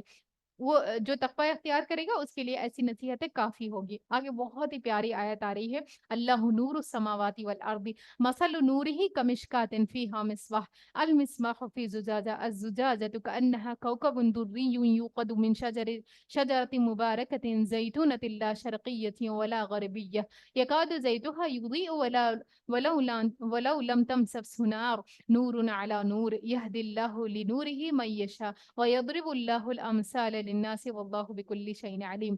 اللہ آسمان اور زمین کا نور ہے، یعنی کائنات میں اس کے نور کی مثال کیسی ہے؟ ایسی ہے جیسے ایک طاق میں چراغ رکھا ہوا ہو، چراغ ایک فانوس میں ہو، فانوس کا حال یہ ہو کہ جیسے موتی کی طرح چمکتا ہوا تارا، اور وہ چراغ زیتون کے ایک ایسے درخت کے تیل سے روشن کیا جاتا ہو جو مشرقی ہو نہ مغربی، جس کا تیل آپ بھڑکا پڑتا ہو جاتا چاہے اگر اس کو نہ لگے، یعنی اگر اس کو آگ پوری بھی نہ لگے تب بھی وہ تیل روشنی دیتا رہتا ہے۔ اس طرح روشنی پر روشنی بڑھنے کے تمام اسباب جمع ہو گئے ہوں، اللہ اپنے نور کی طرف جس کو چاہتا ہے رہنمائی فرماتا ہے، وہ لوگوں کی مثالوں سے بات سمجھاتا ہے، وہ ہر چیز سے خوب واقف ہے۔ کیا مطلب ہے اس آیت کا؟ مطلب یہ ہے کہ اللہ سبحانہ و تعالیٰ کے نور کی بات یہاں پر کی جا رہی ہے جس کی حقیقت تو اللہ ہی جانتا ہے، لیکن نور سے مراد کیا ہے؟ نور سے مراد یہاں پر وہ ایمان ہے، یعنی وہ نور جو اللہ نے بندوں کو دیا ہے۔ مثل نور ہی، اس کے نور کی مثال یعنی وہ ایمان کی مثال کیسی ہے جو اللہ اپنے بندوں کو دیتا ہے؟ اس کی مثال ایسی ہے جیسے طاق میں چراغ جل رہا ہو، یعنی انسان کا دل ایک طاق کی طرح ہے جس میں ایمان نور کی طرح ہے جو جل رہا ہو، اور پھر اس کا آس پاس منور ہو رہا ہو۔ تو ایمان کا نور جب دل کے اندر اترتا ہے، سینے میں اترتا ہے تو سینہ روشن ہوتا ہے۔ پھر اس کو اگر زیتون کے تیل سے چراغ دلانے کو لیے، روشنی بڑھانے کے لیے پیچھے سے سپلائی ہوتی رہے، یعنی زیتون کا تیل سے مراد جیسے کہ انسان کو علم کی جو ہے پیچھے سے سپلائی ہوتی رہے، اس کو علم کے ذریعے سے جو ہے نفع ہوتا رہے، تو پھر کیا ہے وہ روشنی اور بھی بڑھتی جاتی ہے۔ درخت کے تیل سے روشن کیا جاتا ہو جو نہ مشرقی ہو اور نہ مغربی، جس کا تیل آپ بھڑکا پڑتا ہو چاہے آگ اس کو نہ لگے، یا اور پھر کیا ہے کہ اللہ سبحانہ و تعالیٰ اسی طرح روشنی پر روشنی، یعنی انسان پھر ایمان میں آگے سے آگے بڑھتا چلا جاتا ہے، اللہ اپنے نور کی طرف یعنی ایمان کی طرف جس کو چاہتا ہے رہنمائی فرماتا ہے۔ یعنی ایک عالم کا جو سینہ ہوتا ہے اور ایک جاہل کا جو سینہ ہوتا ہے وہ برابر نہیں ہوتے، ایک عالم کے سینے میں جو وسعت ہوتی ہے, جو ٹھنڈک ہوتی ہے, جو ایمان کی وجہ سے روشنی ہوتی ہے, وہ ایک جاہل کو نصیب نہیں ہوتی. اور اسی طریقے سے ایک وہ شخص جس کا تعلق اللہ سے ہو, اور ایک وہ شخص جس کا تعلق اللہ سے نہ ہو, وہ کیسا ہے؟ ایک شخص جس کا تعلق اللہ سے ہو وہ روشنیوں میں زندگی گزارتا ہے, علم کی روشنی میں, اور اپنی غلطیاں اس کو نظر آتی ہیں obviously. اور ایک شخص وہ ہوتا ہے پھر اپنی اصلاح کی کوشش کرتا ہے, روتا ہے اللہ تعالیٰ کے سامنے, اپنی اس غلطی کو سدھارنے کی کوشش کرتا ہے, اللہ سے ڈرتا ہے, ڈر کر زندگی گزارتا ہے, مزید گناہوں سے بچنے کی کوشش کرتا ہے, گناہ اگر ہو جائے تو اس کو دھونے کی کوشش کرتا ہے. لیکن ایک انسان اگر جاہل ہے, اس کو کوئی معلوم ہی نہیں, تو پھر وہ کیا کرے گا؟ اپنی غلطی کا بلیم دوسروں, تمہاری وجہ سے میں نے یہ غلطی کی ہے, تم نے مجھے بھڑکایا تھا, تم نہ ہوتی تو میں قسم ہی نہ کھاتی, ہے نا, تمہاری وجہ سے, تم لوگ نہ ہوتے میرے ذمے, اگر بیوی بچے نہ ہوتے پھر میں چوری ہی نہیں کرتا, تم لوگوں کی وجہ سے میں نے چوری کی ہے, تم لوگوں کی وجہ سے میں نے حرام کمائی ہے. تو پھر انسان کیا کرتا ہے, جب اس کو علم نہیں ہوتا تو پھر وہ اپنی غلطیوں کا الزام دوسرے پر ڈالنے کی کوشش کرتا ہے, یا پھر یہ ہے کہ وہ غلطی کو چھوٹا گردانتا ہے, اس کو کوئی وقت ہی نہیں دیتا, ویلیو ہی نہیں دیتا, اصلاح کی تو پھر کہیں ہوش آئے گی انسان کو. تو اللہ کیا کہتا ہے کہ اللہ اپنے نور سے نور کی طرف جس کو چاہتا ہے رہنمائی فرماتا ہے. کس کو رہنمائی فرماتا ہے؟ جو خود طلب رکھتا ہے. جو طلب نہ رکھتا ہو اس کو پکڑ کر پھر دین اسلام یا علم کی طرف ہدایت نہیں دی جاتی. وہ لوگوں کو مثالوں سے بات سمجھاتا ہے, وہ ہر چیز سے خوب واقف ہے. پھر آگے بات آ رہی ہے فی بیوت اذن اللہ ان ترفع ویذکر فیہا اسمہ یسبح لہ فیہا بالغدو والآصال رجال لا تلہیہم تجارۃ ولا بیع عن ذکر اللہ واقام الصلاۃ وایتاء الزکاۃ یخافون یوما تتقلب فیہ القلوب والابصار. اس کی نور کی طرف ہدایت پانے والے ان گھروں میں پائے جاتے ہیں جنہیں بلند کرنے کا اور جن میں اپنے نام کی یاد کا اللہ نے اذن دیا ہے. ان میں سے ایسے لوگ صبح اور شام اس کی تسبیح کرتے ہیں. تعریف کی اللہ تعالیٰ نے کن لوگوں کی؟ وہ لوگوں کی جو اللہ کو صبح شام یاد کرتے ہیں. اور پھر کون لوگ ہیں؟ ان میں سے ایسے لوگ ہیں صبح اور شام اس کی تسبیح کرتے ہیں جنہیں تجارت اور خرید و فروخت اللہ کی یاد سے اور اقامت نماز یعنی نماز قائم کرنے سے زکوٰۃ دینے سے غافل نہیں کرتے تھی. وہ اس دن سے ڈرتے رہتے ہیں جس میں دل الٹیں اور دیدے پتھرا جانے کی نوبت آ جائے گی. یہ تو بہت ڈرنے والی چیز ہے نا. انسان جب خرید و فروخت میں خاص طور پہ بزنس میں ملوث ہو جاتا ہے تو اپنے ہسبینڈس کو, اپنے بھائیوں کو, اپنے گھر والوں کو ہمیں بتانا چاہیے, اس کی طرف موٹیویٹ کرنا چاہیے کہ آپ کم کمائیں, اس کمائی میں برکت ہو جائے گی, لیکن آپ نمازوں کو ضائع نہ کریں. ایسی کمائیاں جو نمازوں کو ضائع کر کے آئیں تو پھر اس میں خیر نہیں ہوتی, وہ برکت کو لے جاتی ہیں. نماز کو چھوڑنے کی وجہ سے جو انسان کی زندگی میں جو اللہ رب العالمین کی طرف سے پھٹکار پڑتی ہے نا, پھر وہ کیا ہے, وہ ساری خیر کو بھی اپنے ساتھ لے جاتی ہے. لیکن اگر ایک انسان نماز کی وجہ سے, جیسے مثال کے طور پر ہو سکتا ہے کہ نماز کے ٹائم پر 1000-2000 کا گراہک آتا ہو, اور مہینے میں ہو سکتا ہے کہ 50-60 ہزار زیادہ ہو جائے آپ کے, لیکن وہ نماز کے اندر جو خیر ہے وہ اس کے برابر نہیں ہو سکتے. وہ مال چاہے کتنا بھی ہو, وہ نماز کے اندر جو خیر ہے وہ انسان کے لیے اس سے کئی زیادہ ہے. اسی لیے فجر کی نماز خاص طور پہ کیا آتا ہے, الصلاۃ خیر من النوم, نماز نیند سے بہتر ہے. تو نماز باقی ساری چیزوں سے بھی جاگنے کی حالت میں بھی جو انسان اعمال کرتا ہے ان تمام سے بھی پھر کیا ہے, نماز بہتر ہے. تو نماز کو ہمیں پرائورٹی پر رکھنا چاہیے اور خود کانفیڈنس میں لینا چاہیے اور بولنا چاہیے کہ آپ چاہے کم بھی کمائیں, آپ حلال کمائیں اور اپنے فرائض کو انجام دیتے ہوئے کمائیں. کہ ہم کیسے اپنے شوہروں کی, اپنے بھائیوں کی, اپنے باپوں کی کمائیاں کھا سکتے ہیں, حالانکہ ان کو جو ہے وہ ان کمائیوں کی وجہ سے وہ اتنے مصروف ہو گئے ہیں کہ پھر وہ اپنی نمازوں کو ضائع کر رہے ہیں, اور ہر دن پھر کیا ہے وہ جہنم کے گڑھے کے قریب سے قریب تر ہوتے جا رہے ہیں. اگر ہم ان کے بارے میں پرواہ نہیں کریں گے,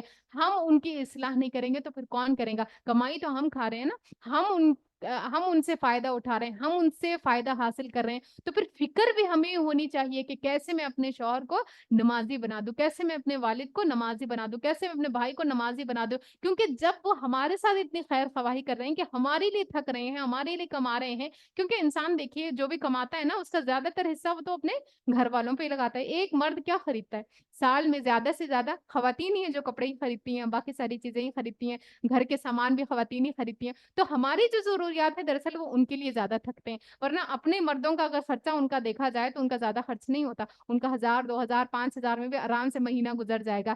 لیکن ان کے ساتھ ہم ہیں, ہم ہیں, بچے ہیں, تو اس وجہ سے باقی گھر کے خواتین ہیں, تو ان کے ضروریات کے لیے پھر وہ تھکتے بھی ہیں. تو اس وجہ سے ہمیں بھی ان کو پورا کانفیڈنس میں لینا چاہیے اور ان کو بتانا چاہیے کہ آپ نمازوں کو ضائع کر کے کمائیوں کی طرف نہ جائیں, نماز کی پابندی کریں, اور اس کے ساتھ ساتھ پھر جتنا بھی اللہ نے ہمارے نصیب میں رزق لکھا رکھا نا, ہمیں مل کر رہے گا. حدیث میں یہ بات آتی ہے نا کیا, کہ ایک انسان کی اگر اس کے نصیب میں ایک گھونٹ پانی لکھا ہوا ہے اس کی تقدیر میں, وہ اس کو پی کر ہی دنیا سے جائے گا, اس کے بغیر نہیں جائے گا. تو جب رزق لکھا ہوا ہے تو ڈر کس بات کا؟ ہمیں کون سی چیز ہے جو لکھی نہیں گئی ہے اور چوائس پہ رکھی ہے اللہ تعالیٰ نے, یا پھر کون سی چیز ایسی ہے جس کو مانگے گا تو انسان ملے گی, جو کرے گا تو لکھی جائے گی؟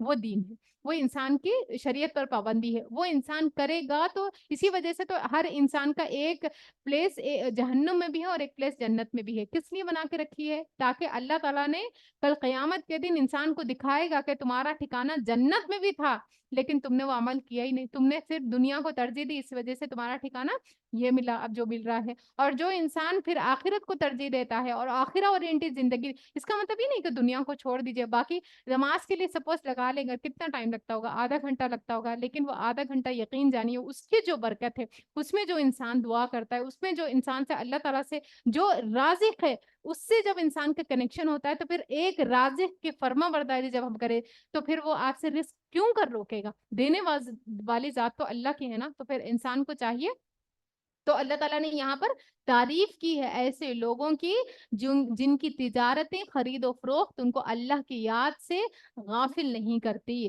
وہ نماز بھی قائم کرتے ہیں, زکوٰۃ بھی دیتے ہیں, زکوٰۃوں سے نمازوں سے غافل نہیں رہتے, اور اللہ سے ڈرتے رہتے ہیں, جس میں دل الٹنے اور دیدے پھترائے جانے کی نوبت آ جائے گی. اس دن سے ڈرتے رہتے ہیں, یعنی قیامت سے ڈر کر زندگی گزارتے ہیں, اور وہ یہ سب کچھ اس لیے کرتے ہیں تاکہ اللہ ان کے بہترین اعمال کی جزا ان کو دے, اور مزید اپنے فضل سے نوازے. تو مزید اپنے فضل سے نوازے, تو فضل کس کو ملتا ہے؟ جو فرما برداری کرتا ہے. نافرمانوں کو تو اللہ تعالیٰ دیتا ہے دنیا میں, جتنا ان کے نصیب میں لکھا ہوا ہے نا, وہ تو ان کو مل کر ہی رہے گا, لیکن جو اللہ کی طرف سے کمائی میں جو برکت ہے نا, وہ نہیں ملتی انسان کو. انسان چاہے جتنا بھی کمائے, وہ اولاد کھا کھا کے نافرمان بنے گی والدین کی, پھر وہ اولاد جب بوڑھی ہو جائے گی, والدین ہی سب سے زیادہ بیزار ہو گئے, اور ایسے بچے جن کو پھر انسان دین کی طرف نہیں آتا, ہم حرام کمائیوں سے پالتا ہے, تو پھر وہ کیا ہوتے ہیں؟ بڑے ہو کے وہ والدین جنہوں نے ان بچوں کے لیے اپنی جوانیاں کھپا دی, اپنے آپ کو پوری طریقے سے مٹا دیا, وہ بچے پھر انہی والدین کو لے جا کر اولڈ ہومز میں چھوڑ کے آتے ہیں. کیوں؟ کیونکہ ہم نے جو ان کی تربیت کی ہے نا, کس مال پہ کی ہے اور کس طریقے سے کی ہے. ان کے اندر دین کی جب ہم نے, اللہ رب العالمین کا جب ہم نے ڈر ہی پیدا نہیں کیا, شریعت کی کوئی ہم نے پابندی ان کے اندر رکھی ہی نہیں ہے, تو پھر ان کو کون سی چیز ہے جو آپ کے حق یاد دلائے گی؟ تاکہ اللہ ان کے بہترین اعمال کی جزا ان کو دے, اور مزید اپنے فضل سے نوازے. اللہ جسے چاہتا ہے بے حساب دیتا ہے. نبی صلی اللہ علیہ وسلم نے فرمایا, جو مسلمان مرد نماز اور ذکر کے لیے مسجدوں میں پابندی سے حاضر ہوتا ہے, پابندی سے آتے جاتے ہیں, اللہ تعالیٰ اس سے ایسے خوش ہوتے ہیں جس طرح مسافر کے گھر والے اس کے گھر آنے پر خوش ہوتے ہیں. آپ سوچیے, آپ کا بیٹا کتنے سال کے بعد میں آپ سے اگر ملنے آیا ہو, یا پھر آپ کے ہسبینڈ ہیں بہت دور سے, انسان یہاں کا یہاں ہی اگر 4 گھنٹے کے سفر پر جا کر آئے, تب بھی انسان جیسے ہی انسان دیکھتا ہے نا ابو آ گئے گھر, تو فوراً ہی بچوں کو بتاتے ہیں ابو آ گئے سفر پہ جا کے آ گئے, ہے نا, بھائی آ گئے, تو پھر انسان اندر سے آ کے ملتا ہے کہ اچھا بھائی آپ آ گئے سفر سے. تو یہ سوچیے کہ اللہ رب العالمین پھر بندے کے آنے پہ کتنا زیادہ خوش ہوتا ہے. تو ہم نہیں چاہتے کہ ہمارے گھر والوں کے بارے میں, ہمارے گھر کے مردوں کے بارے میں اللہ تعالیٰ خوش ہو, تو پھر فکر کرنی ہے ان کے لیے. اسود رضی اللہ عنہ کہتے ہیں کہ میں نے عائشہ رضی اللہ عنہ سے پوچھا, نبی صلی اللہ علیہ وسلم اپنے گھر میں کیا کیا کرتے تھے؟ آپ صلی اللہ علیہ وسلم دیکھیں گھر میں کیا کیا کرتے تھے. انہوں نے کہا, نبی صلی اللہ علیہ وسلم اپنے گھر کے کام کاج, یعنی اپنے گھر والوں کی خدمت کیا کرتے تھے. یہ حدیث آج کی خواتین کو معلوم نہیں ہے. کیوں؟ کیونکہ خواتین ہی ہیں جو لڑکوں کو کام سے روکتی ہیں. کیا کہتی ہیں؟ لڑکے کے کام نہیں ہے, برتن نہیں اٹھانا, گلاس نہیں اٹھانا, اور یہ نہیں کرنا اور وہ نہیں کرنا, یہ شایان شان کے خلاف ہے. ہاں, نبی صلی اللہ علیہ وسلم گھر والوں کی خدمت کر رہے ہیں, گھر کے کام. ہاں, یہ بات الگ ہے کہ اگر گھر میں ہم موجود ہیں تو کیا ہی ضرورت ہے ان کو باہر بھی تھک کر آئیں پھر گھر کے بھی کام کریں, اس کی ضرورت نہیں ہے. لیکن یہ آر نہیں سمجھنا چاہیے, شان کے خلاف نہیں ہے کہ کوئی انسان اپنے لیے کھانا خود سرو کر لے, کوئی انسان اگر اپنے لیے پانی خود لے لیتا ہے, تو یہ چیز کیا ہے, اس کی شان کو گھٹاتی نہیں ہے, کیونکہ نبی صلی اللہ علیہ وسلم خود گھر کا کام کرتے تھے. تو اس وجہ سے اس کا مطلب یہ نہیں ہے کہ باہر آپ گھر جائیں آپ لوگ تو گھر سے تھکے ہوئے باہر سے تھکے ہوئے آنے والوں کو میں نے آج سنا ہے حدیث میں حضور صلی اللہ علیہ وسلم اپنا کام خود کرتے تھے، تو آپ بھی خیر خدا را ایسی چیزیں نہ کریں گھر جا کے ورنہ آپ کو آنے نہیں دیں گے، میں یہ آپ کو نہیں سکھا رہی ہوں بلکہ آپ خود ان کی خدمت کریں، آپ بہترین خدمت کریں، لیکن اس میں پھر اپنی جو اولاد ہے ان کی تربیت ایسی نہ کریں کہ ان کو آر نہ سمجھائیں، اگر وہ کوئی کام اپنا کرتا بھی ہے تو اس چیز کو یہ نہ کریں کہ یہ شان کے خلاف ہے یا یہ مردوں کے کام ہے یا یہ عورتوں کے کام ہے، بلکہ نبی صلی اللہ علیہ وسلم اپنا کام خود بھی کرتے تھے، تو ایسے میں اگر ایک مرد اپنا کام خود کرتا ہے تو عیب کی بات نہیں ہے، اور جب نماز کا وقت ہوتا ہے تو فوراً کام کاج چھوڑ کر نماز کے لیے چلے جاتے تھے، آپ صلی اللہ علیہ وسلم گھر میں رہتے تھے، گھر والوں کے ساتھ ہنستے بیٹھتے تھے، اور جیسے ہی نماز کا وقت ہوتا تھا فوراً ہی نماز کی طرف چلے جاتے تھے، تو ہمیں بھی اپنے بچوں کی، شوہروں کی تو ہم تربیت کر نہیں سکتے کیونکہ ہماری تربیت ان کے ذمے نہیں ہے، تو شوہر کی اصلاح کی فکر نہ کریں، ہاں کرنی چاہیے لیکن ان کی تربیت یا ان کو سیدھا کرنا وہ آپ کے ذمے نہیں ہے، جن کے ذمے ہے نا وہ انہی کے ذمے ہے، ان کے والدہ کے ذمے ہے، ہمارے ذمے کیا ہے، ہمارے اپنے بچے ہیں، تو ہمیں فکر کس کی کرنی ہے، اپنے بچوں کی فکر کرنی ہے کہ ہم ان کی تربیت کیسے کریں، ان کو کیسا بنائیں کہ وہ گھر میں بھی ہم لوگوں کے ساتھ میں بھی ویسے ہی رہیں، اور پھر جب نماز کا وقت ہو جائے تو ان کو بتانا چاہیے کہ بیٹے جیسے ہی نماز کا وقت ہوتا تھا تو ہمارے نبی نماز مسجد کو چلے جایا کرتے تھے، تم بھی مسجد کو جاؤ، خود مائیں اگر بچپن سے اس طریقے سے بچوں کو عادی بنائیں گی اور پیار سے ان کو مسجد، ہم گھر کے چیزوں کے لیے تو سختی ضرور کریں گے، نہیں آج بھاجی بنی ہوئی بھاجی ہی کھانا ہے، آج بھنڈی نہیں بناؤں گی میں، لیکن نماز کے لیے کوئی اس طریقے کی انسان سختی نہیں کرتا، تو جن چیزوں میں انسان کو تھوڑا سا یہ ہے کہ لچک رکھنی چاہیے، ان چیزوں میں تو ہم بہت سختی کرتے ہیں دنیاوی معاملات میں، لیکن جن چیزوں میں سختی کرنی چاہیے جو کہ دین کا معاملہ ہے، جس میں پیار سے جو ہے انسان اپنی پوری طاقت کے ساتھ اپنے بچے کو کسی طریقے سے دینداری کی طرف لے کر آئے، ان چیزوں میں بالکل عورتیں غافل ہوتی ہیں، نمازیں جا رہی ہے، بچے کا اخلاق کیسا ہے، پھر وہ کس طریقے سے اس کے اندر کی چیزیں ڈیولپ ہو رہی ہے، کیا اس کا تعلق اللہ تعالیٰ سے مضبوط ہو رہا ہے کہ نہیں ہو رہا، اس چیزوں کی طرف فکر نہیں ہوتی، کیوں فکر نہیں ہوتی؟ کیونکہ جو خواتین ہیں ان کے اندر ہی خود دین کا علم نہیں ہے، وہ خود نمازی نہیں ہے، تو کیسے ان کو پھر بچوں کی نمازوں کی فکر ہوگی، تو ہمیں خود بھی اپنے آپ کو بھی اور اپنے اہل کو بھی ان چیزوں سے جوڑنا ہے، اور وہ یہ سب کچھ اس لیے کرتے ہیں تاکہ اللہ ان کے بہترین اعمال کی ان کو جزا دے اور مزید اپنے فضل سے نوازے، اللہ جسے چاہتا ہے بے حساب دیتا ہے، اس کے برعکس جنہوں نے کفر کیا ان کے اعمال کی مثال ایسی ہے جیسے دشت بے آب میں سراب پیاسا اس کو پانی سمجھے ہوئے تھا، یعنی جو دنیا کی زندگی کو سب کچھ سمجھ رہے ہیں نا، تو دنیا کی زندگی کیسے جس کے انسان پیچھے بھاگ رہا ہے، وہ ایک سراب کی طرح ہے، سراب کس کو کہتے ہیں؟ جیسے ریگستان میں آپ دور سے ٹھہر کے دیکھیں گے نا تو پانی نظر آئے گا، حالانکہ وہ پانی نہیں ہوتا، وہ کیا ہوتی ہے؟ ریت ہوتی ہے، انسان جب پانی سمجھ کے اس کو پیاسا بھاگا دوڑتا ہے نا اس کے پاس، تو قریب جاتا ہے تو کیا ہوتی ہے؟ وہ ریت ہوتی ہے، تو چمکتی ہوئی ریت دور سے جیسے پانی نظر آتی ہے اس کو سراب کہتے ہیں، ایسے ہی دنیا دیکھنے میں بڑی خوبصورت ہے لیکن کیا ہے؟ یہ صرف ایک دھوکا ہے، جیسی آنکھ بند ہوگی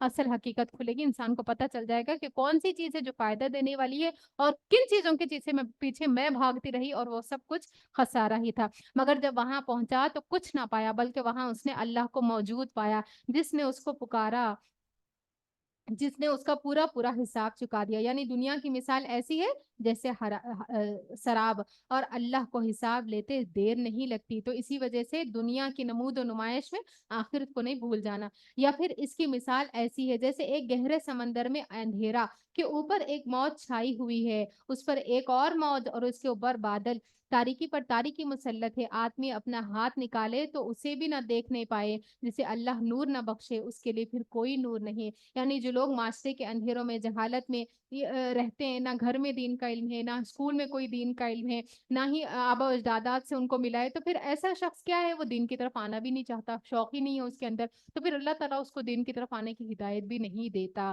کیا تم دیکھتے نہیں ہو کہ اللہ کی تسبیح کر رہے ہیں وہ سب جو آسمانوں اور زمین میں ہیں، اور وہ پرندے جو پر پھیلائے اڑ رہے ہیں، ہم نے دیکھا ہے کتنے دفعہ دیکھا ہے آسمان میں؟ بتائیے، پرندے تو روز دیکھتے ہیں لیکن کب یہ سوچ کے دیکھا ہے کہ یہ آسمان میں پرندے اللہ نے مسخر کیے ہیں، ہر ایک اپنی نماز اور تسبیح کا طریقہ جانتا ہے، یہ کوے کی کاں کا جو ہے دراصل کیا ہے؟ اس کی تسبیح ہے، ہم نے کبھی سوچا ہے کہ کوہ جو کاں کاں کرے یہ دراصل اس کی تسبیح ہے، اور باقی ساری چیزیں کیا ہے؟ اللہ کی تسبیح بیان کر رہی ہیں، تو ہمیں بھی کیا کرنا چاہیے؟ تسبیح، اللہ کی کثرت سے حمد و ثنا کرنی چاہیے. یہ سب کچھ جو کرتے ہیں اللہ اس سے باخبر رہتا ہے. یعنی بعض جانوروں کی تو بولیاں ہمیں سمجھ بھی نہیں آتی. اب چونٹی کیسے اللہ کی تسبیح کرتی ہے وہ اللہ ہی بہتر جانتا ہے، لیکن وہ اللہ تعالیٰ کہتے ہیں کہ سارے جاندار اللہ کی تسبیح کرتے ہیں، تو اس کا مطلب یہ ہے کہ تسبیح ہو رہی ہے. آسمانوں اور زمین کی بادشاہی اللہ ہی کے لیے ہے اور اس کی طرف سب کو پلٹنا ہے. کیا تم دیکھتے نہیں ہو کہ اللہ بادلوں کو آہستہ آہستہ چلاتا ہے، پھر اس کے ٹکڑوں کو باہم جوڑتا ہے؟ یعنی اس منظر پر غور کرو. باہر نکلیں گے تو کیا ہے؟ غور کرنا چاہیے. جب بھی نکلتے ہیں آسمانوں کو دیکھیں ٹکڑے ٹکڑے، آسمان بادلوں کو دیکھیں ٹکڑے ٹکڑے، تو یہ اللہ نے ان کے ٹکڑے ٹکڑے کیے. ہم کیا سمجھتے ہیں بادل خود ہی ٹکڑا ہو گیا، ایک یہاں جا رہا ہے ایک وہاں جا رہا ہے. تو اللہ تعالیٰ کیا کہتے ہیں کہ ہم نے ان کے ٹکڑے. کیا تم دیکھنے نہیں ہو کہ اللہ بادلوں کو آہستہ آہستہ چلاتا ہے؟ تو جب بھی بادل آہستہ آہستہ چلتا ہوا دکھے نا، کیا سمجھے؟ خود ہی نہیں چل رہا، وہ اللہ اس کو چلا رہا ہے. اور پھر اس کے ٹکڑوں کو باہم جوڑتا ہے. ٹکڑوں کو جوڑ کر پھر کیا ہوتا ہے؟ بارش برستی obviously. پھر اسے سمیٹ کر ایک کثیف ابر بنا دیتا ہے، بڑی سی ابر بن جاتی ہے. پھر تم دیکھتے ہو کہ اس کے خول میں سے بارش کے قطرے ٹپکتے چلے آتے ہیں. کس طرح اللہ بادلوں میں ملاپ ڈالتا ہے. یعنی کس طریقے سے بادل بھی دیکھیں ٹیم ورک جب کرتے ہیں تو پھر اس سے خیر نکلتی ہے، بارش نکلتی ہے. تو ہم بھی جب مل کر کام کرتے ہیں تو کام کہے دور تک پہنچتا ہے. ایک فرد کی کوششیں کم ہوتی ہیں، لیکن اگر ایک انسان مل کر کوشش کرتا ہے تو پھر کام کے اثرات دور تک پہنچتے ہیں. تو اسی لیے دنیا میں بھی ہو دین کے کاموں میں بھی ہو، ٹیم ورک ہمیشہ سے بہت زیادہ فائدہ دیتا ہے. اور وہ آسمان سے ان پہاڑوں کی بدولت جو اس میں بلندی ہے اولے برساتا ہے، پھر جسے چاہتا ہے ان کا نقصان پہنچتا ہے اور جسے چاہتا ہے ان سے بچا لیتا ہے. اس کی بجلی کی چمک نگاہوں کو خیرہ کیے دیتی ہے. رات اور دن کا الٹ پھیر وہی کر رہا ہے. اس میں ایک سبق ہے آنکھوں والوں کے لیے. اور اللہ نے ہر جاندار ایک طرح کے پانی سے پیدا کیا. واللہ خلق کل دابۃ من ماء، ایک پانی اور کتنی مختلف ویرائٹی. کوئی پیٹ کے بل چل رہا ہے، ایک پانی سے سارے جاندار بنے ہوئے. جیسے کہ سانپ ہے، کوئی 2 ٹانگوں پر جیسے کہ انسان ہے، اور کوئی 4 ٹانگوں پر. جو کچھ وہ چاہتا ہے پیدا کرتا ہے اور ہر چیز پر قادر ہے. اور 4 ٹانگوں پر کون؟ جیسے بھینس ہے، بکری ہے، گھوڑا ہے، جتنے بھی 4 ٹانگوں پر چلنے والے جانور ہے. ہم نے صاف صاف حقیقت بتانے والی آیات نازل کر دی ہیں. آگے صراط مستقیم کی طرف ہدایت اللہ ہی جسے چاہتا ہے دیتا ہے. یہ لوگ کہتے ہیں کہ ہم ایمان لائے اللہ اور اس کے رسول پر اور ہم نے اطاعت قبول کی، یعنی منافق کی باتیں کہتے تھے، مگر اس کے بعد ان میں سے ایک گروہ اطاعت سے منہ موڑ جاتا ہے. ایسے لوگ ہرگز مومن نہیں ہیں. یعنی جو انسان زبان سے تو دعویٰ کرے لیکن عمل اس کا خلاف ہے، تو پھر زبانوں کا دعویٰ کام نہیں آئے گا. جب ان کو بلایا جاتا ہے اللہ اور اس کے رسول کی طرف تاکہ ان کے آپس کے مقدمے کا فیصلہ کرے، تو ان میں سے ایک فریق کترا جاتا ہے. البتہ اگر حق ان کی موافقت میں ہو تو رسول کے پاس بڑے اطاعت کیش بن کر آ جاتے ہیں. یعنی مطلب ہو تو پھر آ جاتے ہیں. کیا ان کے دلوں کو منافقت کو روک لگا ہوا ہے، یا یہ شک میں پڑے ہوئے ہیں، یا ان کو یہ خوف ہے کہ اللہ اور اس کا رسول ان پر ظلم کرے گا؟ اصل بات یہ ہے کہ ظالم تو وہ لوگ خود ہیں. ایمان لانے والوں کا کام تو یہ ہے کہ جب وہ اللہ اور اس کے رسول کی طرف بلائے جائیں تاکہ رسول ان کے مقدمے کا فیصلہ کرے، تو وہ کہیں کہ ہم نے سنا اور اطاعت کی. ایسے ہی لوگ فلاح پانے والے ہیں اور کامیاب وہی ہیں جو اللہ اور رسول کی فرما برداری کریں اور اللہ سے ڈریں اور اس کی نافرمانی سے بچیں. یہ منافق اللہ کے نام سے کڑی کڑی قسمیں کھا کر کہتے ہیں کہ آپ حکم دیں تو ہم گھروں سے نکل کھڑے ہوں. یعنی کیا کہتے ہیں؟ آپ ذرا بتائیے تو صحیح، ہم کیسے زبردست آپ کی مدد کریں گے، کیسے آپ جب بولیں گے ہم حاضر رہیں گے کام کے لیے. ان سے کہو قسمیں نہ کھاؤ، یعنی دل میں وہ چیز ہے ہی نہیں جس کی زبان سے ظاہر کر رہے ہو.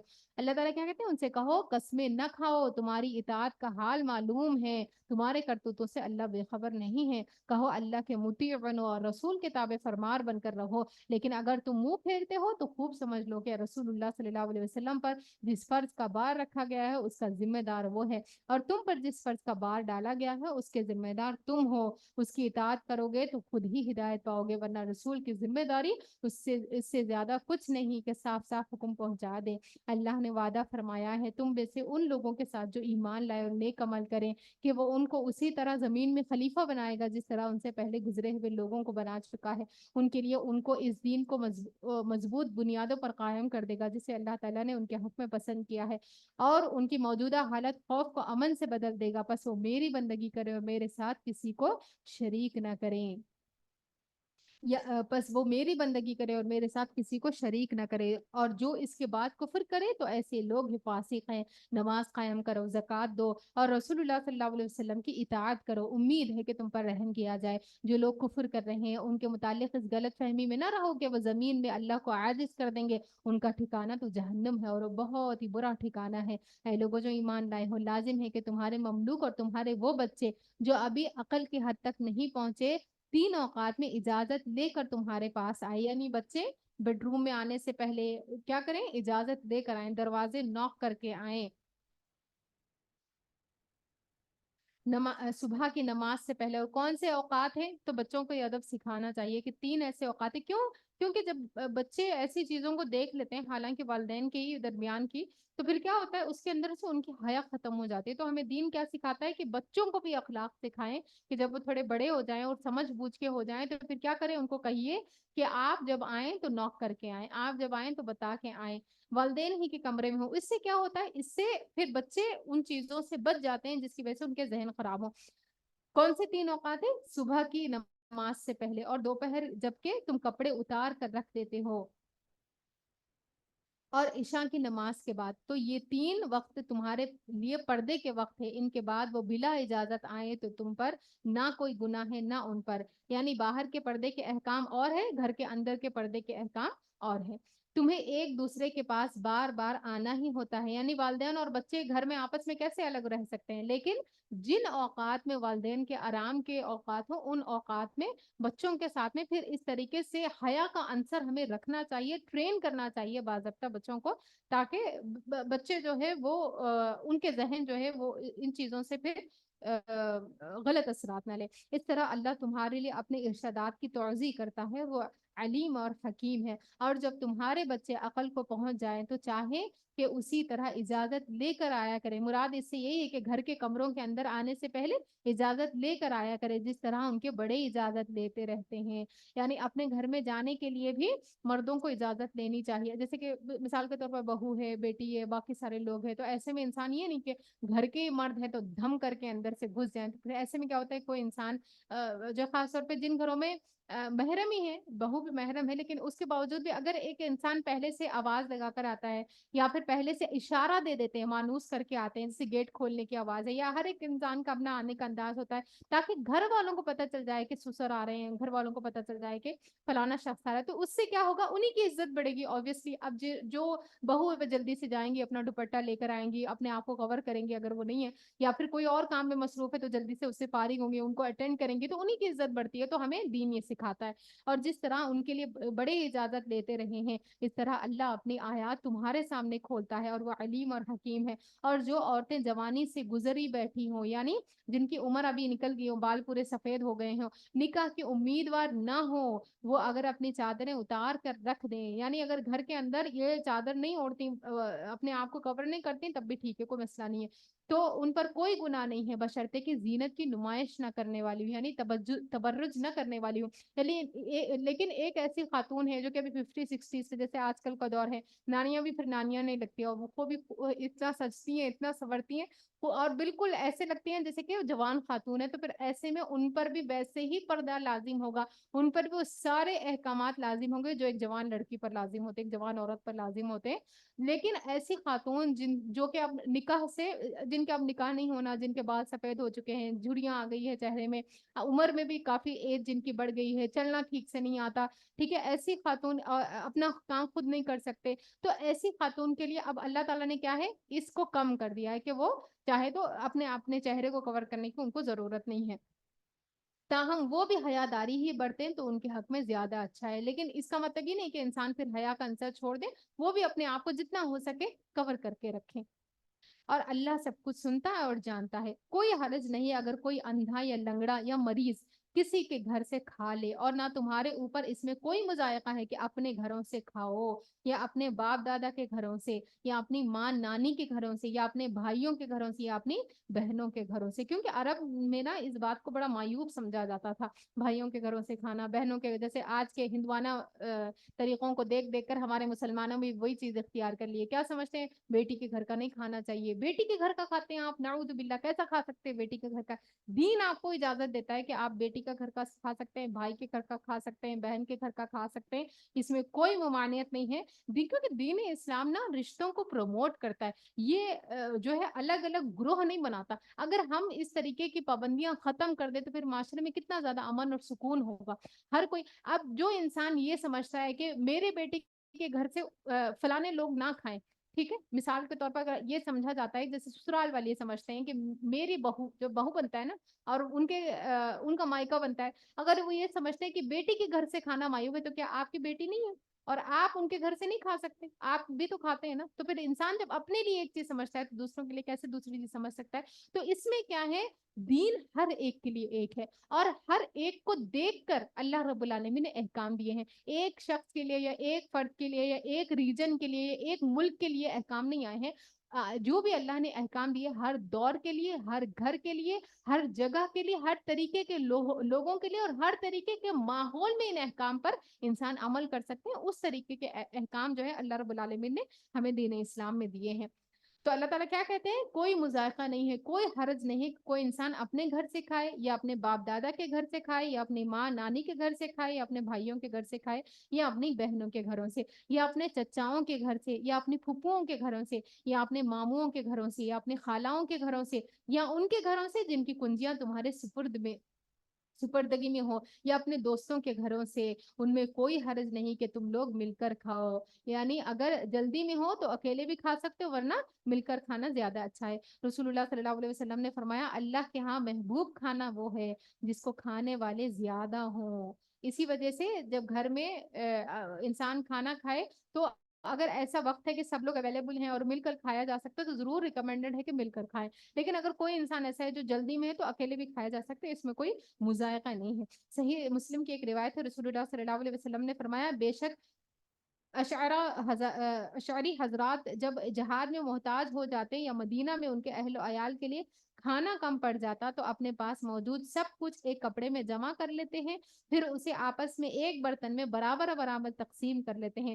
وہ مجھ سے ہے اور میں ان سے ہوں, یعنی مل کر کھانا کھاتے ہیں. تو کیونکہ مل کر کھانے میں برکت بھی ہے.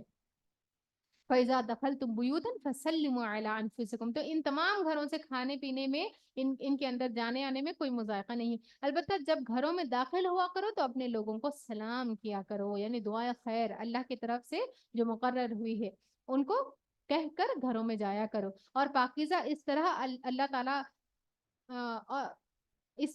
تعالیٰ تمہارے سامنے آیات بیان کرتا ہے. توقع ہے کہ تم سمجھ بوجھ سے کام لو, یعنی گھر جاتے ہوئے سلام کی تاکید ہے. اپنے بھی گھر میں جب انسان داخل ہو تو گھر میں داخل ہونے کے وقت سلام کرنا چاہیے اور دعا پڑھنا چاہیے. اللہم انی اسألک خیر المولد و خیر المخرج, بسم اللہ ولجنا بسم اللہ خرجنا وعلی اللہ ربنا توکلنا.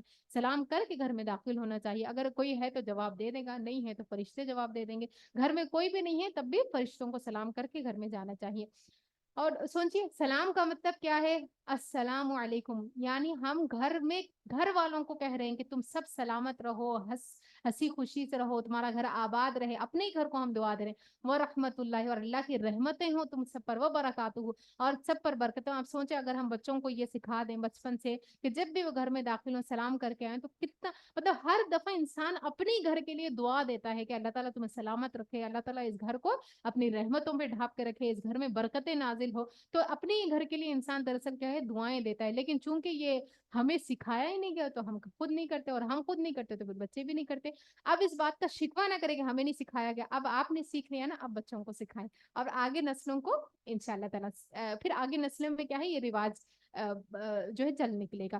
مومن تو اصل میں وہی ہے جو اللہ اور اس کے رسول کو دل سے مانے, اور جب کسی اجتماعی کام کے موقع پر رسول کے ساتھ ہو تو اس سے اجازت لیے بغیر نہ جائیں. یعنی اجتماعی کاموں میں جب انسان ایک جگہ کام کر رہا ہو تو مومن ایسا نہیں ہوتا کہ خود ہی نکل پڑے, بلکہ اجازت لے کر جایا جاتا ہے. تو یہ بھی ادب سکھایا جا رہا ہے کہ جہاں پر کوئی کام ہو مل جل کے کر رہے ہیں, گھر والے سارے ایک جگہ ہے, سب لوگ مل کے ایک چیز میں, جیسے لیسن چل رہے ہیں, کوئی بھی کام ہے, اب اس میں سے ایک خاتون نہیں کہ اٹھ کے یوں سے چلی گئی, کسی کو کچھ بتایا بھی نہیں, بلکہ یہ کیا ہے, بد اخلاقی ہے, اس سے روکا جا رہا ہے. جو بھی کام ٹیم ورک کی صورت میں ہو رہا ہو, جب ایک انسان کو اس کے بیچ میں سے جانا ہو تو وہ بھی دوسروں کو اطلاع دے دے, میں ابھی ذرا مصروف ہوں, ابھی آتی ہوں, کوئی کام کرتے کوئی بات, لیکن ان کو مانوس کر کے ان کو بتا کر جانا چاہیے. یہ اخلاق کے اعتبار سے زیادہ اچھا ہے. جو لوگ تم سے اجازت مانگتے ہیں وہی اللہ اور اس کے رسول کے ماننے والے ہیں، پس جب وہ اپنے کسی کام کی اجازت مانگے تو جسے تم چاہو اجازت دے دیا کرو. یعنی کوئی ڈیوٹی پر اگر خاص طور پر آپس میں مقرر ہے اور کوئی ایسا کام کر رہے ہیں ٹیم کے طور پر جو کہ انسان ایز اے ڈیوٹی کر رہا ہے، تو ویسے میں پھر جو ان میں جو ذمہ دار ہیں ان سے اجازت لے بغیر نہیں جانا چاہیے. اور ذمہ دار کو یہ کہا جا رہا ہے کہ اگر وہ اجازت مانگے، اگر تم چاہو ان کا صحیح سمجھ آئے عذر، تو پھر ان کو اجازت دے دیا کرو، اور ایسے لوگوں کے حق میں اللہ سے دعائیں مغفرت کیا کرو. اللہ یقیناً غفور الرحیم ہے. مسلمانوں اپنے درمیان رسول کے بلانے کو آپس میں ایک دوسرے کا ایسا بلانا نہ سمجھ بیٹھو. اللہ ان لوگوں کو خوب جانتا ہے جو تم میں سے ایسے ہیں کہ ایک دوسرے کی آڑ لیتے ہوئے چپکے سے سٹک جاتے ہیں، جیسے منافق کرتے تھے. رسول اللہ صلی اللہ علیہ وسلم کے حکم کی خلاف ورزی کرنے والوں کو ڈرنا چاہیے کہ وہ کسی فتنے میں گرفتار نہ ہو جائے. سنت کی پیروی نہ کرنا انسان کو دنیا میں بھی کیا کرتا ہے، پھر فتنے میں ڈال دیتا ہے. رسول اللہ صلی اللہ علیہ وسلم کے حکم کی خلاف ورزی کرنے والوں کو ڈرنا چاہیے کہ کہیں وہ کسی فتنے میں گرفتار نہ ہو جائے یا ان پر دردناک عذاب نہ آ جائے. خبردار رہو، آسمان اور زمین میں جو کچھ ہے اللہ کا ہے. تم جس روش پر بھی ہو اللہ اس کو جانتا ہے. جس روز لوگ اس کی طرف پلٹیں گے وہ انہیں بتا دے گا کہ وہ کیا کچھ کر کے آئے ہیں. وہ ہر چیز کا علم رکھتا ہے. سورۃ الفرقان.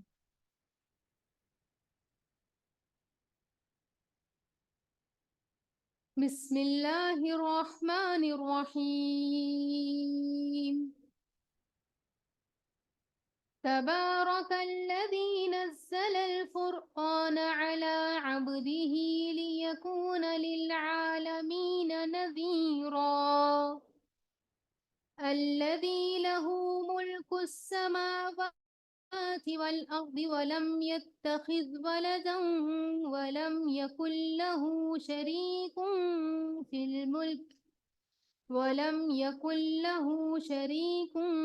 في الملك وخلق كل شيء فقدره تقديرا. واتخذوا من دونه آلهة لا يخلقون شيئا وهم يخلقون ولا يملكون لأنفسهم ضرا ولا نفعا ولا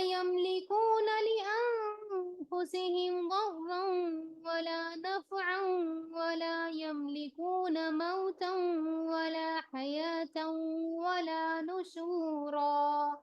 وقال الذين كفروا إن هذا إلا إفك افتراه وأعانه عليه قوم آخرون فقد جاءوا ظلما وزورا وقالوا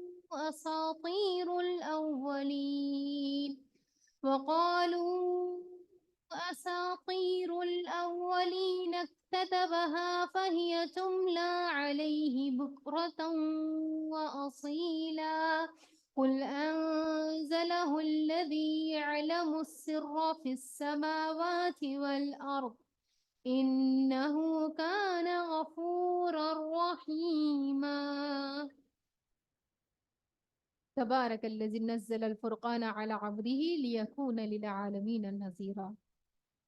نہایت متبرک ہے، بابرکت ہے وہ جس نے یہ فرقان یعنی یہ قرآن اپنے بندے پر نازل کیا تاکہ سارے جہان والوں کے لیے نذیر ہو. یعنی یہ اللہ کا بھیجا ہوا قرآن تمام لوگوں کے لیے، تمام انسانوں کو خبردار کرنے کے لیے آیا ہوا ہے، تمام انسانوں کو بتانے کے لیے آیا ہوا ہے کہ حقیقت کیا ہے. الذی لہ ملک السماوات والارض، وہ جو زمین اور آسمانوں کی بادشاہی کا مالک ہے. کس نے بھیجا ہے قرآن کو؟ ایسی ذات نے بھیجا ہے جو کہ تمام چیزوں کا مالک ہے، جس نے کسی کو بیٹا نہیں بنایا، جس کے ساتھ بادشاہی میں کوئی شریک نہیں ہے، جس نے ہر چیز کو پیدا کیا ہے، پھر اس کی تقدیر مقرر کی ہے. تو صرف انسان کی تقدیر نہیں ہے، ہر چیز کی بھی اللہ نے ایک تقدیر مقرر کی ہے. لوگوں نے اسے چھوڑ کر اپنے معبود بنا لیے جو کسی کو پیدا نہیں کرتے بلکہ خود پیدا کیے جاتے ہیں، جو خود اپنے لیے بھی کسی نفع یا نقصان کے اختیار نہیں رکھتے، جو نہ مار سکتے ہیں نہ جلا سکتے ہیں، یعنی نہ پیدا کر سکتے ہیں نہ ہی مار سکتے ہیں، نہ مرے ہوئے کو پھر اٹھا سکتے ہیں. یعنی اللہ کے سوا کوئی اور الہ نہیں ہے. جن لوگوں نے نبی صلی اللہ علیہ وسلم کی بات ماننے سے انکار کر دیا، وہ کہتے ہیں کہ یہ فرقان ایک من گھڑت چیز ہے جسے اس شخص نے آپ ہی گھڑ لیا ہے اور کچھ دوسرے لوگوں نے اس کام میں اس کی مدد کی ہے. بڑا ظلم اور سخت جھوٹ ہے جس پر یہ لوگ اتر آئے ہیں. یعنی یہ کہنا ہے کہ قرآن نبی صلی اللہ علیہ وسلم نے خود گھڑ لیا ہے جیسے کہ کفار مشرکین کہا کرتے تھے، یہ سخت جھوٹی بات ہے. کہتے ہیں کہ پرانے لوگوں کی لکھی ہوئی چیزیں ہیں جنہیں یہ شخص نقل کرتا ہے، وہ اسے صبح اور شام سنائی جاتی ہے. اے محمد صلی اللہ علیہ وسلم ان سے کہو کہ اسے نازل کیا ہے اس نے جو آسمانوں اور زمین کے بھید راز جانتا ہے. حقیقت ہے کہ وہ بڑا غفور اور رحیم ہے. تو اس بات پر پکا یقین ہونا چاہیے انسان کا کہ یہ کتاب آسمان اور زمین کے مالک واحد الہ جس کا نام اللہ ہے اس نے بھیجی ہے انسانوں کے لیے. وقالوا ما لهذا الرسول يأكل الطعام ويمشي في الاسواق. اور لوگوں کے اب اعتراض، قرآن نہ ماننے والوں کے اعتراض، قرآن کو اللہ کا کلام نہ ماننے والوں کے طرح طرح کی حجتیں. کیا کہتے ہیں؟ کہتے ہیں کہ یہ کیسا رسول ہے جو کھانا کھاتا ہے اور بازاروں میں چلتا ہے. یعنی رسول تو ہونا چاہیے کہ آسمانوں میں اڑتا پھرے، نعوذ باللہ. ایسا ہونا چاہیے فرشتے ہٹو بچو کی اس کے ساتھ میں کیا ہے پکار لگاتے پھرے، یا پھر فرشتہ ہو کوئی رسول تو پھر تو بات سمجھ آئے. یہ انسان ہم ہی جیسا ہے، ہم ہی جیسا اٹھتے بیٹھتے ہیں کھاتے پیتے ہیں، یہ کیسے رسول ہے؟ ان کو اللہ نے کیسے چن لیا؟ یہ بات لوگوں کو سمجھ نہیں آتی تھی. تو اس پر اعتراض کرتے تھے. کہتے ہیں کہ یہ کیسا رسول ہے جو کھانا کھاتا ہے، بازاروں میں چلتا پھرتا ہے؟ کیوں نہ اس کے پاس کوئی فرشتہ بھیجا گیا جو اس کے ساتھ رہتا اور نہ ماننے والوں کو دھمکاتا، یا اور کچھ نہیں تو اس کے لیے کوئی خزانہ ہی اتار دیا جاتا. یعنی جن کو 2 وقت کی روٹی نہیں ہے کھانے کو، وہ اللہ کے پیارے کیسے ہو گئے؟ اللہ کے چنے ہوئے کیسے ہو گئے؟ یہ اعتراض کس کا تھا؟ مشرکین مکہ کا تھا، ان سرداروں کا تھا جن کو اللہ تعالیٰ نے دنیا دے رکھی تھی. یا اس کے پاس کوئی باغ ہی ہوتا جس سے یہ اطمینان کی روزی حاصل کر سکتا. اور ظالم کہتے ہیں تم لوگ تو ایک سحر زدہ آدمی کے پیچھے لگ گئے ہو. تو اس سے کیا بات پتہ چلتی ہے؟ کسی انسان کی دنیا کو دیکھ کر یہ نہ سمجھے کہ وہ اللہ تعالیٰ کا بڑا چنا ہوا ہے، یا پھر کسی انسان کے پاس دنیا نہ ہونے کو دیکھ کر یہ نہ سمجھے کہ اللہ کا نعوذ باللہ اللہ تعالیٰ کی نگاہوں میں اس کو کوئی ویلیو نہیں ہے. بلکہ اللہ کا اپنا معیار ہے. اللہ رب العالمین انسان کی کس چیز کو دیکھتا ہے اور چنتا ہے؟ اللہ تعالیٰ حدیث میں بات آتی ہے نا، مفہوم حدیث کا، کہ اللہ تمہارے مالوں کو اور تمہارے اولادوں کو ان کو نہیں دیکھتا، بلکہ اللہ تعالیٰ تمہارے کس چیز کو دیکھتے ہیں؟ تمہارے دلوں کو اور تمہارے اعمال کو دیکھتا ہے. تو اللہ تعالیٰ جس چیز کو دیکھ کر انسان کو چنتے ہیں نا، وہ اس کا دل ہے. تو جس چیز کی ہمیں فکر کرنی چاہیے وہ کیا ہے؟ اپنا دل ہے. لوگوں کے بارے میں ہمیشہ ججمنٹل نہیں ہونا چاہیے کہ ان کو کیسے ہدایت مل گئی، میرے نظر میں تو ان کو ہدایت نہیں ملنی چاہیے تھی، اور یہ تو لگتی بھی ایسے نہیں ہے، ان کے پاس کیسے یہ چیز آ گئی، یہ کیسے تعلیم آ گئی، یہ کیسے ڈیزرونگ ہے. I don't think she is deserving. تو اس کا فیصلہ انسان نہیں کر سکتا. اس کا فیصلہ میں اور آپ نہیں کر سکتے کہ اللہ نے کس کو چننا ہے، اللہ نے کس کو نہیں چننا ہے. یہ اللہ کی اپنی مرضی ہے. ہمارا کام کیا ہے کہ جب ہمارے پاس ہدایت آ رہی ہے اور جب اللہ تعالیٰ ہمارے سامنے ہدایت کو کھول رہا ہے، چاہے وہ ایک انسان ایسے انسان کے ذریعے سے کیوں نہ آ رہی ہو جس کی پاس دنیا کا زیادہ سادہ سامان نہیں ہے، لیکن پھر بھی اگر وہ حق بیان کر رہا ہے اور اللہ نے اس کے پاس وہ حق بھیجا ہے، تو ہمارا فرض ہے کہ ہم اس کو قبول کر لیں. دیکھو کیسی کیسی عجیب حجتیں یہ لوگ تمہارے آگے پیش کر رہے ہیں. ایسے بہکے ہیں کہ کوئی ٹھکانے کی بات ان کو نہیں سوچتی. یعنی طرح طریقے کی باتیں کر رہے ہیں، ذہن ان کے بکھرے ہوئے ہیں، کبھی کچھ کہہ رہے ہیں کبھی کچھ کہہ رہے ہیں. تبارک الذی ان شاء جعل کا خیرا من ذالک. بڑا بابرکت ہے وہ اگر چاہے تو ان کی تجویز کردہ چیزوں سے بھی زیادہ بڑھ چڑھ کر تم کو دے سکتا ہے. ایک نہیں بہت سے باغ جن کے نیچے نہریں بہتی ہیں اور بڑے بڑے محل. یعنی اگر اللہ تعالیٰ چاہتے تو اللہ تعالیٰ نبی صلی اللہ علیہ وسلم کو کیا کچھ دے نہیں سکتے تھے، بلکہ چوائس بھی دی گئی تھی آپ صلی اللہ علیہ وسلم کو. آپ اگر کہیں تو آپ کے لیے ان پہاڑوں کو سونے اور چاندی کا بنا دیا جائے گا، یا پھر آپ آخرت کو چوز کرتے ہیں تو آپ صلی اللہ علیہ وسلم مفہوم حدیث کا کہ آپ نے آخرت کو ترجیح دی. اگر آپ چاہتے تو دنیا میں اللہ تعالیٰ آپ کے لیے پہاڑوں کو سونے اور چاندی کا بنا دیتے، لیکن نبی صلی اللہ علیہ وسلم نے تو دنیا کو ترجیح ہی نہیں دی. اصل بات یہ ہے کہ یہ لوگ اس گھڑی کو جھٹلا چکے ہیں، اور اس گھڑی کو جھٹلائے اس کے لیے کہ ہم نے ان کے لیے بھڑکتی ہوئی آگ مہیا کر رکھی ہے. تو اللہ تعالیٰ کے لیے کچھ مشکل کام نہیں ہے کہ اللہ جس کو چاہے چن لے، اور جس کو چاہے اللہ تعالیٰ بہت زیادہ دنیا دے. اور جب دور سے ان کو دیکھے گی، اور وہ آگ کیسی ہے جس میں ان کو ڈالا جائے گا، جب وہ دور سے ان کو دیکھے گی تو یہ اس غضب اور جوش کی آوازیں سن لیں گے، اور جب دست و پابستہ اس میں ایک تنگ جگہ ٹھونسے جائیں گے تو وہ اپنی موت کو پکارنے لگیں گے. یعنی دنیا میں تو بڑی بڑی باتیں کر رہے ہیں لیکن کل جہنم میں جب جائیں گے تو موت کو پکاریں گے. اس وقت ان سے کہا جائے گا آج ایک موت کو نہیں بہت سی موتوں کو پکارو, ایک موت کو نہیں بلکہ بہت سی موتوں کو پکارو. ان سے پوچھو یہ انجام اچھا ہے یا وہ ابدی جنت جس کا وعدہ خدا ترس پرہیزگاروں سے کیا گیا ہے. کیا مطلب ہے بہت سی موتوں کو پکارو؟ بہت سی موتوں کو پکارو تب بھی موت نہیں آئے گی. دنیا میں انسان پھر کیا ہی اچھا ہے کہ جنت کے لیے اپنی زندگی لگائے, اللہ تعالیٰ کو اپنا نفس, اسی لیے اللہ تعالیٰ کہتے ہیں نا ان اللہ اشترى من المؤمنین, اللہ نے خرید لیے ہیں مومنوں سے ان کے جان اور ان کے مال جنت کے بدلے. تو اگر ہم بیچیں گے نہیں تو پھر بھی ہماری جان کیا ہے, رہے گی, بچے گی, زندگی ہے گزر ہی جائے گی. کیا ہی اچھا ہے کہ انسان اللہ کے کاموں میں اس کو لگا دے. تو ان سے پوچھو یہ انجام اچھا ہے یا ابدی جنت جس کا وعدہ خدا ترس پرہیزگاروں سے کیا گیا ہے, جو ان کے اعمال کی جزا اور ان کے سفر کی آخری منزل ہوگی, آخری ٹھکانہ, جس میں ان کی ہر خواہش پوری ہوگی. جنت کیسی جگہ ہے جہاں ہر خواہش, تو دنیا میں اگر خواہشیں پوری نہ ہو تو پھر ہر خواہش پہ دم نہ نکلوائے, ٹھیک ہے, اپنے آپ کو ہلاک نہ کر ڈالیں, یہ نہیں ہو رہا, یہ نہیں ہو رہا, گاڑی نہیں آ رہی, گھر نہیں بن رہا, کوئی بات نہیں, دنیا میں نہیں ہو رہا نا, جنت میں اللہ تعالیٰ بہترین دے دے گا. اس جنت کے لیے کوشش کریں جس میں ان کی ہر خواہش پوری ہوگی, جس میں وہ ہمیشہ ہمیشہ رہیں گے, جس کا عطا کرنا تمہارے پروردگار کے ذمے ایک واجب الادا وعدہ ہے.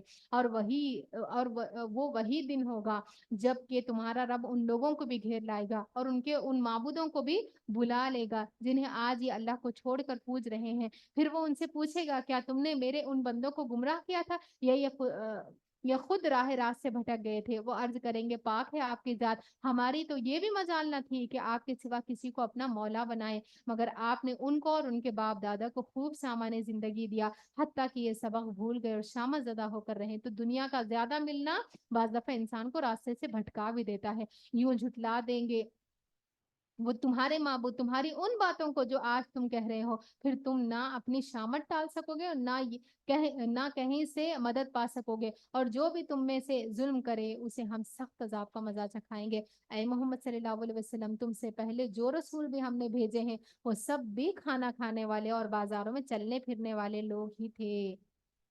یعنی بازار جانا اور کام کرنا منع نہیں ہے, پیغمبر کیا کرتے تھے, لیکن ضرورت کی وجہ سے بازار جانا الگ ہے. اور ایک انسان مشغلہ یہ بنا لے گا ہر دن نکلے بازار کے لیے, ہر دن اس کا شغل ہی یہ ہو کہ کیا ہے ہر وقت بازار ہی گھومتا رہے, تو یہ چیز دین اسلام میں پسندیدہ نہیں ہے, اس کو لغو میں شمار کیا جاتا ہے. دراصل ہم نے تم لوگوں کو ایک دوسرے کے لیے آزمائش کا ذریعہ بنایا ہے, وجعلنا بعضکم لبعض فتنہ, ہم نے تم میں سے بعض کو بعض کے لیے آزمائش بنایا ہے.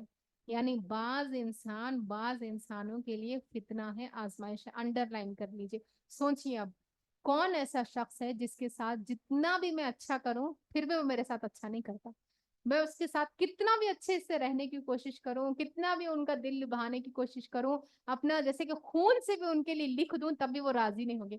کون ایسا شخص ہے آپ کی زندگی میں؟ یاد رکھیے گا وہی وہ آپ کے لیے آزمائش ہے جو اللہ نے آپ کے لیے رکھا ہے. اب اللہ تعالیٰ دیکھ کیا رہے ہیں, اتصبرون, کیا تم صبر کرتے ہو؟ اب دیکھا یہ جا رہا ہے کہ وہ آزمائش پر جو کہ آپ کی خیر خواہی کے باوجود بھی آپ سے خیر نہیں لیتا, آپ کی طرف کوئی خیر نہیں کرتا, تو پھر ایسا انسان دراصل آپ کے لیے آزمائش ہے, اور دیکھا یہ جا رہا ہے کہ اس آزمائش پر آپ صبر کس قدر کرتے ہیں.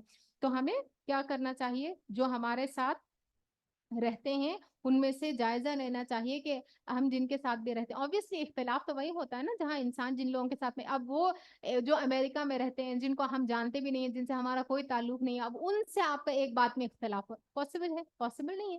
اختلاف کن کے ساتھ ہوگا؟ جن کے ساتھ آپ گھر میں رہتے ہیں, جن کے ساتھ جتنا زیادہ انسان رہتا ہے ان کے ساتھ میں انبن اتنی زیادہ ہوتی ہے.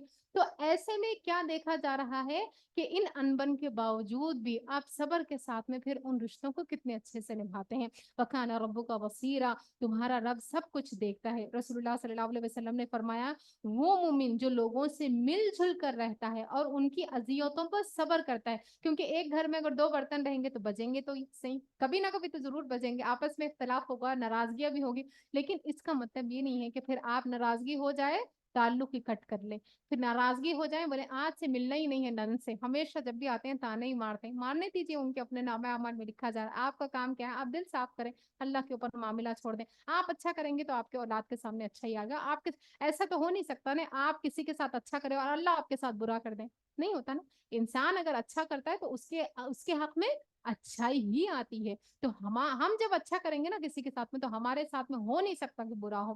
تو اپنی اچھائی کا یہ یقین رکھیں, میں نے اچھائی نہیں چھوڑنی, لوگوں کے ساتھ میں اچھا بنے رہنا ہے, لوگ جو چاہے کریں, کیونکہ میں اچھائی کروں گی تو مجھے ملے گی بھی اچھائی. لوگ اگر آپ کے ساتھ اچھا نہ بھی کریں تو یاد رکھیں جس وقت آپ کو واقعی میں اچھے کی ضرورت ہوگی نا, اس وقت یقین سے دعوے سے میں بات بتاتی ہوں, اللہ کو اس وقت آپ موجود پائیں گے اپنی زندگی میں. تو اسی وجہ سے کسی کے بھی انفلوئنس میں آ کے کسی کے بھی برا کرنے سے ان کے ساتھ کبھی برا نہ کریں, کیونکہ جس وقت آپ کو اللہ کی ضرورت ہوگی, جو سب سے اچھا ہے, جو اچھوں کا ساتھ دیتا ہے, وہ اس وقت آپ کا ساتھ دے گا جب آپ کا کوئی ساتھ دینا بھی چاہے تو ساتھ نہیں دے سکتا. تو اس وقت آپ کو اللہ تعالیٰ آپ کی اس اچھائی کی وجہ سے آپ کو اس وقت تھام لے گا. تو نبی صلی اللہ علیہ وسلم نے کیا فرمایا, وہ مومن جو لوگوں میں مل جل کر رہتا ہے اور ان کی اذیتوں پر صبر کرتا ہے, اجر کے لحاظ سے اس مومن سے بہتر ہے. یعنی اس کو اجر ملتا ہے, اوبویسلی لوگوں کے تانے تشنے سہتا ہے تو انسان کو اجر ملتا ہے. جو لوگوں میں مل جل کر نہیں رہتا اور ان کی اذیتوں پر صبر نہیں کرتا, لیکن تانوں کے باوجود بھی ذہنی سکون سے رہا کیسے جا سکتا ہے, اس کا گر کیا ہے؟ آپ بتائیے, کوئی انسان اگر آپ کو ہر وقت تانا دیتا رہے, آپ کام کریں لیکن آپ کو نکمی کہیں, آپ ان کو کر کے دیں لیکن آپ کو کیا کہیں, کچھ بھی نہیں کرتی ہے نا. آج کل ہے ایسے بہت سارے لوگ, آپ ان کے لیے اپنی جان بھی دے لیکن وہ کیا کہیں گے, ضرور اپنا کوئی مطلب ہوگا اس لیے میرے ساتھ اچھے ہے نا. تو ایسے میں پھر ان باتوں کو سن کر بھی انسان کیسے اچھے تعلقات بنا سکتا ہے؟ اس کا گر یہ ہے, اس کا نسخہ یہ ہے کہ کلام اللہ کو مضبوطی سے تھام لیجیے گا. جب آپ کا تعلق اللہ کی کتاب سے مضبوط رہے گا نا, یاد رکھیے گا کسی کے تانے, کسی کی باتیں, کسی کی برے القاب, کسی کے برے اثرات آپ کے اوپر نہیں ٹھہریں گے. اللہ تعالیٰ آپ کے دل کو پکڑ لیں گے, اللہ تعالیٰ وہ ساری چیزوں کا اثر دھو دیں گے اور قرآن آپ کے دل کو صاف اور شفاف کر دے گا. آپ کے اندر ایک نئی انرجی, نئی موٹیویشن بھر دے گا, جس سے آپ برے لوگوں کے ساتھ میں بھی بہترین رویہ کر سکتے ہیں. اللہ رب العالمین سے دعا ہے کہ اللہ تعالیٰ ہمیں احسن رویوں کے ساتھ میں زندگی گزارنے کی توفیق عطا فرمائے. اللہ تعالیٰ ہمیں احسن اعمال کرنے کی توفیق عطا فرمائے. اللہ رب العالمین ان تمام اعمال کو جو کہ سورۃ النور میں ہم نے پڑھے ہیں, جن پر عمل کرنا ہمارے لیے بہت ضروری ہے, لازم ہے, اللہ تعالیٰ ان سب پر ہمیں عمل کرنے کی توفیق عطا فرمائے. اور ایسے اعمال جن سے بچنے کے اللہ رب العالمین نے ہمیں ہدایت کی, ان تمام سے اللہ تعالیٰ ہمیں بچا لے, ہم سب کو بچنے کی توفیق عطا فرمائے. آمین. وآخر دعوانا ان الحمد للہ رب العالمین. سبحانک اللہم وبحمدک, اشہد ان لا الہ الا انت, استغفرک واتوب الیک. السلام علیکم ورحمۃ اللہ وبرکاتہ.